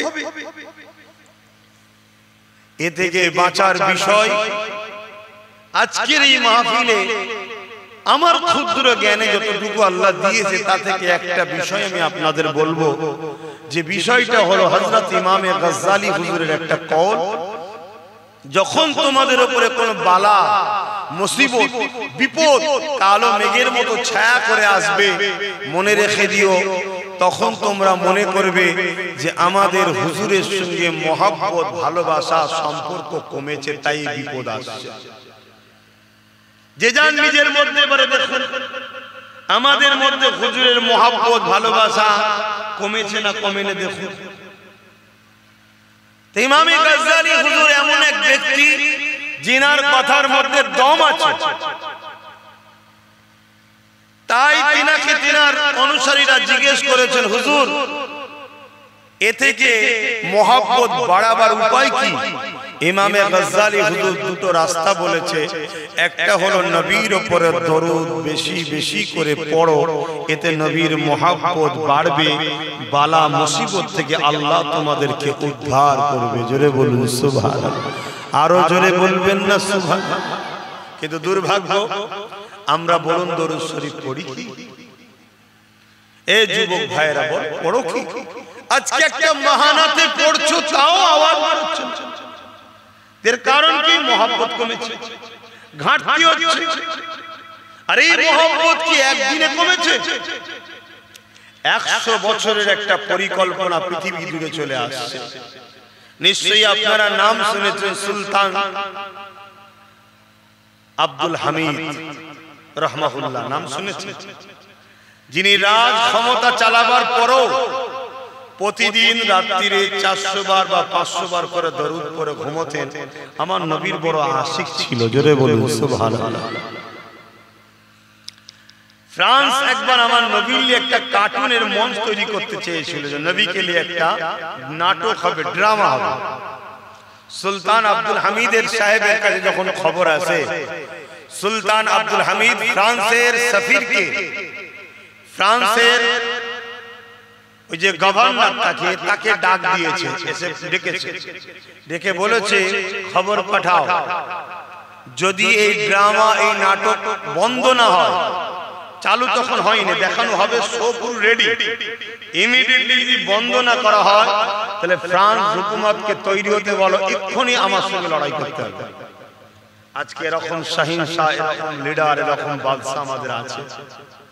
কথা বল, আমাদের বড় দুর্ভাগ্য, আমাদের বড় দুর্ভাগ্য। আমরা সুরাতে সকলে দেখি মুসলমান নেতা, মুসলমান লিডার, মুসলমান এমএলএ, মুসলমান এমপি, মুসলমান বাদশা, কিন্তু তার ভেতরটা তো সব বিক্রি হয়ে গেছে। তাই আজ আমাদের উপরে মুসিবত। এতে কি উদ্ধার আছে? বাবা ঘাবড়াবার কিছু নেই। আমি 100% সিওর দিয়ে বলে যাচ্ছি, মন খারাপ করবেন না। ঘাবড়াবেন না, শুধু লোকাল রোড ছেড়ে দিয়ে মেন রোডে উঠুন, অ্যাক্সিডেন্ট বন্ধ হয়ে যাবে। আপনি তো ঢুকে গেছেন নো এন্ট্রিতে, উল্টো সাইড দিয়ে অনেক রাস্তা, উল্টো সাইড দিয়ে গাড়ি আসছে, আপনি সেদিকে ঢুকে গেছেন, অ্যাক্সিডেন্ট তো হবে। আপনি আপনার রোডে উঠে আসুন, আপনি আপনার রাস্তা ছেড়ে দিয়ে আপনি সারাবিদের রাস্তা, জালিমদের রাস্তা, অত্যাচারীদের রাস্তা, খুনের রাস্তা, দাঙ্গাবাজদের রাস্তা, ইবলিস শয়তানের রাস্তার পথিক হয়েছেন, তা আপনাকে তো বিপদের সম্মুখীন হতেই হবে। আপনি উঠে চলে আসুন সিদ্দিক আকবর যে রাস্তায় গেছে, ফারুক আজম যে রাস্তায় গেছে, উসমান গনি যে রাস্তায় গেছে, মৌলা আলী যে রাস্তায় গেছে, সালাউদ্দিন আইবি যে রাস্তায় গেছে, সুলতান আব্দুল হামিদ যে রাস্তায় গেছে, আরে আমার গরিবে নওয়াজ চিশতি মঈনুদ্দিন আজমেরি, সুলতানে হিন্দ বেটা বাদশাহ, তিনি যে রাস্তায় গেছে, রাস্তায় উঠে আসুন। আপনাকে আর কেউ পিছনের ব্যাকলাইট দেখতে পাবেন, আল্লাহ আপনাকে এত দূর নিয়ে চলে যাবে। জোরে বলুন সুবহানাল্লাহ। আমি কিন্তু বুঝাতে চাইছি, আপনারা ধরে লিখছেন, বুঝতে পারছেন তো নাকি? হ্যাঁ, বুঝে লিখতে হবে। কেন সহজ জিনিস মানুষের গুরুত্ব থাকে না, সহজ জিনিসের মানুষের গুরুত্ব থাকে না। একটু ব্রেনটাকে চাপ দেন, ব্রেন একটু খাটান। তো সুলতান আব্দুল হামিদের এই মেসেজ শুনে ফ্রান্সের বাদশাহ তৎকালীন সময় থরথর করে কাঁপছে, নাটক ড্রামাকে বন্ধ করে দিয়েছে, সঙ্গে সঙ্গে বন্ধ করে দিয়েছে। শুনছেন কি বলছে? কিসের পাওয়ার? সুলতান আব্দুল হামিদ শুধু রাজ ক্ষমতা ছিল না, একজন রাজনীতিবিদ হওয়ার পরও, রাজনীতির নেতা হওয়ার পরও বেঈমান নেতা না, ঈমানদার নেতা ছিল। জোরে বলুন সুবহানাল্লাহ। হ্যাঁ, আমাদের কিসমতে যত জুটেছে সব কটা বেঈমান। এই কথা শুনছেন না শুনেন? আমার কথা অসুবিধা হচ্ছে আপনাদের? কিসমত আল্লাহ দিয়েছে, আমাদেরও কর্মের তো ফলও আছে, দোষও আছে। তো ভাইয়েরা আমার, তা যুগে যুগে এভাবে মুসিবত ছেয়েছে, তা থেকে মুক্তি পাওয়ার উপায় ইমামে গাজ্জালি হুজুর বলেছেন, নবীর প্রেম বাড়াও, নবীর আদব বাড়াও। তাহলে প্রথম নম্বর প্রেম ভক্তি বাড়ার লাইন কি? দরুদ। দ্বিতীয় নম্বর কি? নবীর জীবনী পড়ো, নবীর জীবনী পড়লে তোমার মধ্যে নবীর প্রেম বাড়বে। জোরে বলুন সুবহানাল্লাহ। কেউ জিজ্ঞেস করছে, হুজুর যদি জীবনী পড়তে না পারে? ইমামে গাজ্জালি হুজুর বলছে, জীবনী যদি পড়তে না পারে, যাদের কাছে বসলে হুজুরের জীবনী শোনা, তাদের কাছে বসে হুজুরের জীবনী শোনো, এতে প্রেম বাড়বে, আর প্রেম বাড়লে ঈমান বাড়বে। ঈমান এমন একটা পাওয়ার, ঈমানদারকে দেখলেই জালিমের মাথা। বলবেন না আল্লাহু আকবার? বলবেন না আল্লাহু আকবার? এটা একটা সিস্টেম। যেমন সূর্যের দিকে তাকানো যায় না, তাকানো যায় কি? কেন? ওটা তেজ আছে, ওর থেকে লক্ষ কোটি গুণ পাওয়ার হলো ঈমানের পাওয়ার। জোরে বলুন সুবহানাল্লাহ। তা ঈমানের পাওয়ার যখন আমাদের বাড়বে, অটোমেটিক জালিমের মাথা হাট হবে। তার একটা ছোট্ট নমুনা দিয়ে যায়। আমার ছোট হুজুরের সম্বন্ধে একটা মিথ্যা প্রোপাগান্ডা ছড়ানো হয়েছিল, তার জন্য বলেছিল ওনাকে বন্দী করা হবে। তো বারবার দিল্লি থেকে মেসেজ এসছে, বন্দী করো, বন্দী করো, বন্দী করো, হচ্ছে না, পাচ্ছে না। কেন? যে সামনে যায় তারই মাথা, যে সামনে যায় তারই মাথা হ্যাট হয়ে যায়। লাস্টে পুরো ফোর্স ওখান থেকে এসেছে, যে কে রে বাবা, কি এমন ভিআইপি ব্যাপার। লাস্টে পুরো ঘিরে ফেলেছে। যখন ছোট হুজুরের কাছে খবর গেছে, ছোট দাদাজান হুজুর বলছে, বাবারা চলো বাইরে যেতে হবে। আর আমার দাদি জানদের বলছে, কই কি আছে খাইয়ে দাও, কতদিন এখন জেলের হাওয়া খেতে হয় কে জানে, চলো খেয়ে নিয়ে। যখন হুজুর বেরিয়েছে, শোনো, যারা ধরতে এসেছিল তারা সব হুজুরকে দেখে দাঁড়াচ্ছে। জোরে বলুন সুবহানাল্লাহ। আরো জোরে বলবেন না? এটা কিসের পাওয়ার? ঈমান, ঈমানের পাওয়ার। তখন তারাই বলছে যে আমাদের ভুল মেসেজ গেছে, আমরা একটা আপনাকে লেটার দিয়ে দিচ্ছি, কোন জায়গায় অসুবিধা হবে না, এটা দেখালেই হবে। ছোট হুজুর বলেছিলেন, শোনো বাবা, আমাকে আমার আল্লাহ একটা লিখিত দিয়েছে, আমি নূর নবীর উম্মত, এটাই আমার সবচেয়ে বড় লিটার। জোরে বলুন সুবহানাল্লাহ। আমার কিছু লাগবে না, নবীকে দিলে রাখো। নবী দিলে থাকলে লাভ আছে না নাই? তাহলে নবীর জীবনী পড়ো। এখন তো জীবনের আলোচনাই বন্ধ হয়ে গেছে। বড় প্ল্যান মাফিক আমাদের দিল থেকে নবীকে বার করা হয়েছে, আজ থেকে নয়, 100 বছর কম বেশি ধরে চেষ্টা চলছে। রিসার্চ করে দেখেছে যেদেরকে হারানো যায় না কোনো ভাবে, কেন? যেদের মধ্যে হুজুরের প্রেম আছে, প্রেম হলো ঈমান, ঈমানের কাছে পারা যায় না। তাই তারা কোটি কোটি বিলিয়ন ডলার খরচ করে আমাদের সমাজে বক্তা, আলেম, উলামা, মাদ্রাসা, মসজিদের নামে তৈরি করে সেখান থেকে আমার হুজুরের প্রেম আমাদের দিল থেকে বার করা হচ্ছে। ঘন্টার পর ঘন্টা আওয়াজ হয়, নবীর আলোচনা নেই। মাসকে মাস জলসা হয়, নবীর আলোচনা নেই। বছরকে বছর জলসা হয়, নবীর আলোচনা নেই। আপনার মসজিদ, আমার মসজিদের জুম্মায় হাজারো খুতবা হচ্ছে, হাজারো আলেম উলামা আলোচনা করছে, নবীর আলোচনা নেই। আরে উম্মতকে নবী চিনাও, উম্মতকে নবী দাও। যেমন শরীরকে সুস্থ থাকতে গেলে হাজারো খাদ্য আছে, ভিটামিন আছে, মিনারেল আছে, ক্যালসিয়াম আছে, ইত্যাদি ইত্যাদি। ঈমানকে মজবুত করতে গেলে নবী মুহাম্মদ রাসূলের জীবন আদর্শ অর্থাৎ প্রেম ও আদব দরকার, তবেই তো ঈমান শক্তিশালী হবে। জোরে বলুন সুবহানাল্লাহ। আরো জোরে বলবেন না সুবহানাল্লাহ। হায় আমার নবীর উম্মত, আজকে আমরা নবী ভুলে গেলাম, নবী থেকে সরিয়ে দেওয়া হলো। তাই আজ আমাদেরকে যে যা খুশি করে নিচ্ছে। অথচ ওমর ফারুক একটা চিঠি দিয়েছে, একটা চিঠি লিখে পাঠিয়েছে রোম সম্রাটকে, যে যা মানুষের উপরে জুলুম হচ্ছে ওমর কি আসবে? শুধু চিঠিটা দেখেছে, উঠে দাঁড়িয়ে গেছে, থরথর করে কাঁপছে। সফিরকে চিঠি দিয়ে পাঠিয়েছে, যে বলো না আমি শুধরে গেলাম। বলুন সুবহানাল্লাহ। আর আজকে এত আমরা, এত আমাদের ঘরে দিয়েই অত্যাচার করা হচ্ছে। এর কারণ হুজুর দিল থেকে সরে গেছে, অসুবিধা হচ্ছে। আহা, আসেন হুজুরকে চেনেন, হুজুরের জীবনী পড়ুন, হুজুরের জীবনী শুনুন, হুজুরকে মহব্বত করুন। অনেকে আবার বলে, আরে কোরআন হাদিস শোনাচ্ছ না কেন? এই আরেক গাদ্দার মুনাফিক। কোরআন হাদিস শোনাচ্ছে না কেন? এই আরেক গাদ্দার মুনাফিক। আরে নবীর জীবনীটাই তো কোরআন, জিন্দা কোরআন। জোরে বলুন সুবহানাল্লাহ। নবী পাক সাল্লাল্লাহু আলাইহি ওয়াসাল্লাম যা করেছে কোরআনের বাইরে করেছে না কোরআন অনুযায়ী করেছে? কথা বলে সবাই বলছেন না কেন? আমার নবী যা করেছে কোরআনের বাইরে করেছে না কোরআন অনুযায়ী করেছে? আমার নবীর জীবন আদর্শটাই তো কোরআনের প্র্যাকটিক্যাল, কোরআনের বাস্তব। কোরআন তো হুজুরের উপরে নাজিল হয়েছে। কোরআনে খুলে খুলে বর্ণনা নেই। ফজরে 2 রাকাত, ইশায় 4 রাকাত, জোহরে 4 রাকাত, আসরে 4 রাকাত আছে না? কি গো মাওলানা সাহেব, দেখাতে পারবেন? আমার তো পড়াতে দেখতে পাই। বলো, রুকু একটা, সিজদা দুবার কোরআনে আছে।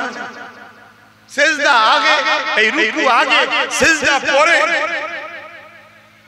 এটা খুলে খুলে শুধু নামাজের করো, আকিমুস সালাত, নামাজ কায়েম করো, ওয়াসজুদু ওয়ারকু, তোমরা রুকু দাও, সিজদা দাও। কিন্তু এটাকে রুকু বলা হয়? কপালটা মাটিতে ঢাকানোটাকে ওটাকে রুকু বলা হয়? তুই কি করে জানলে না ওটা নয় এটা? আমার হুজুর সব খুলে খুলে আমাদের শেখাচ্ছে। জোরে বলুন সুবহানাল্লাহ।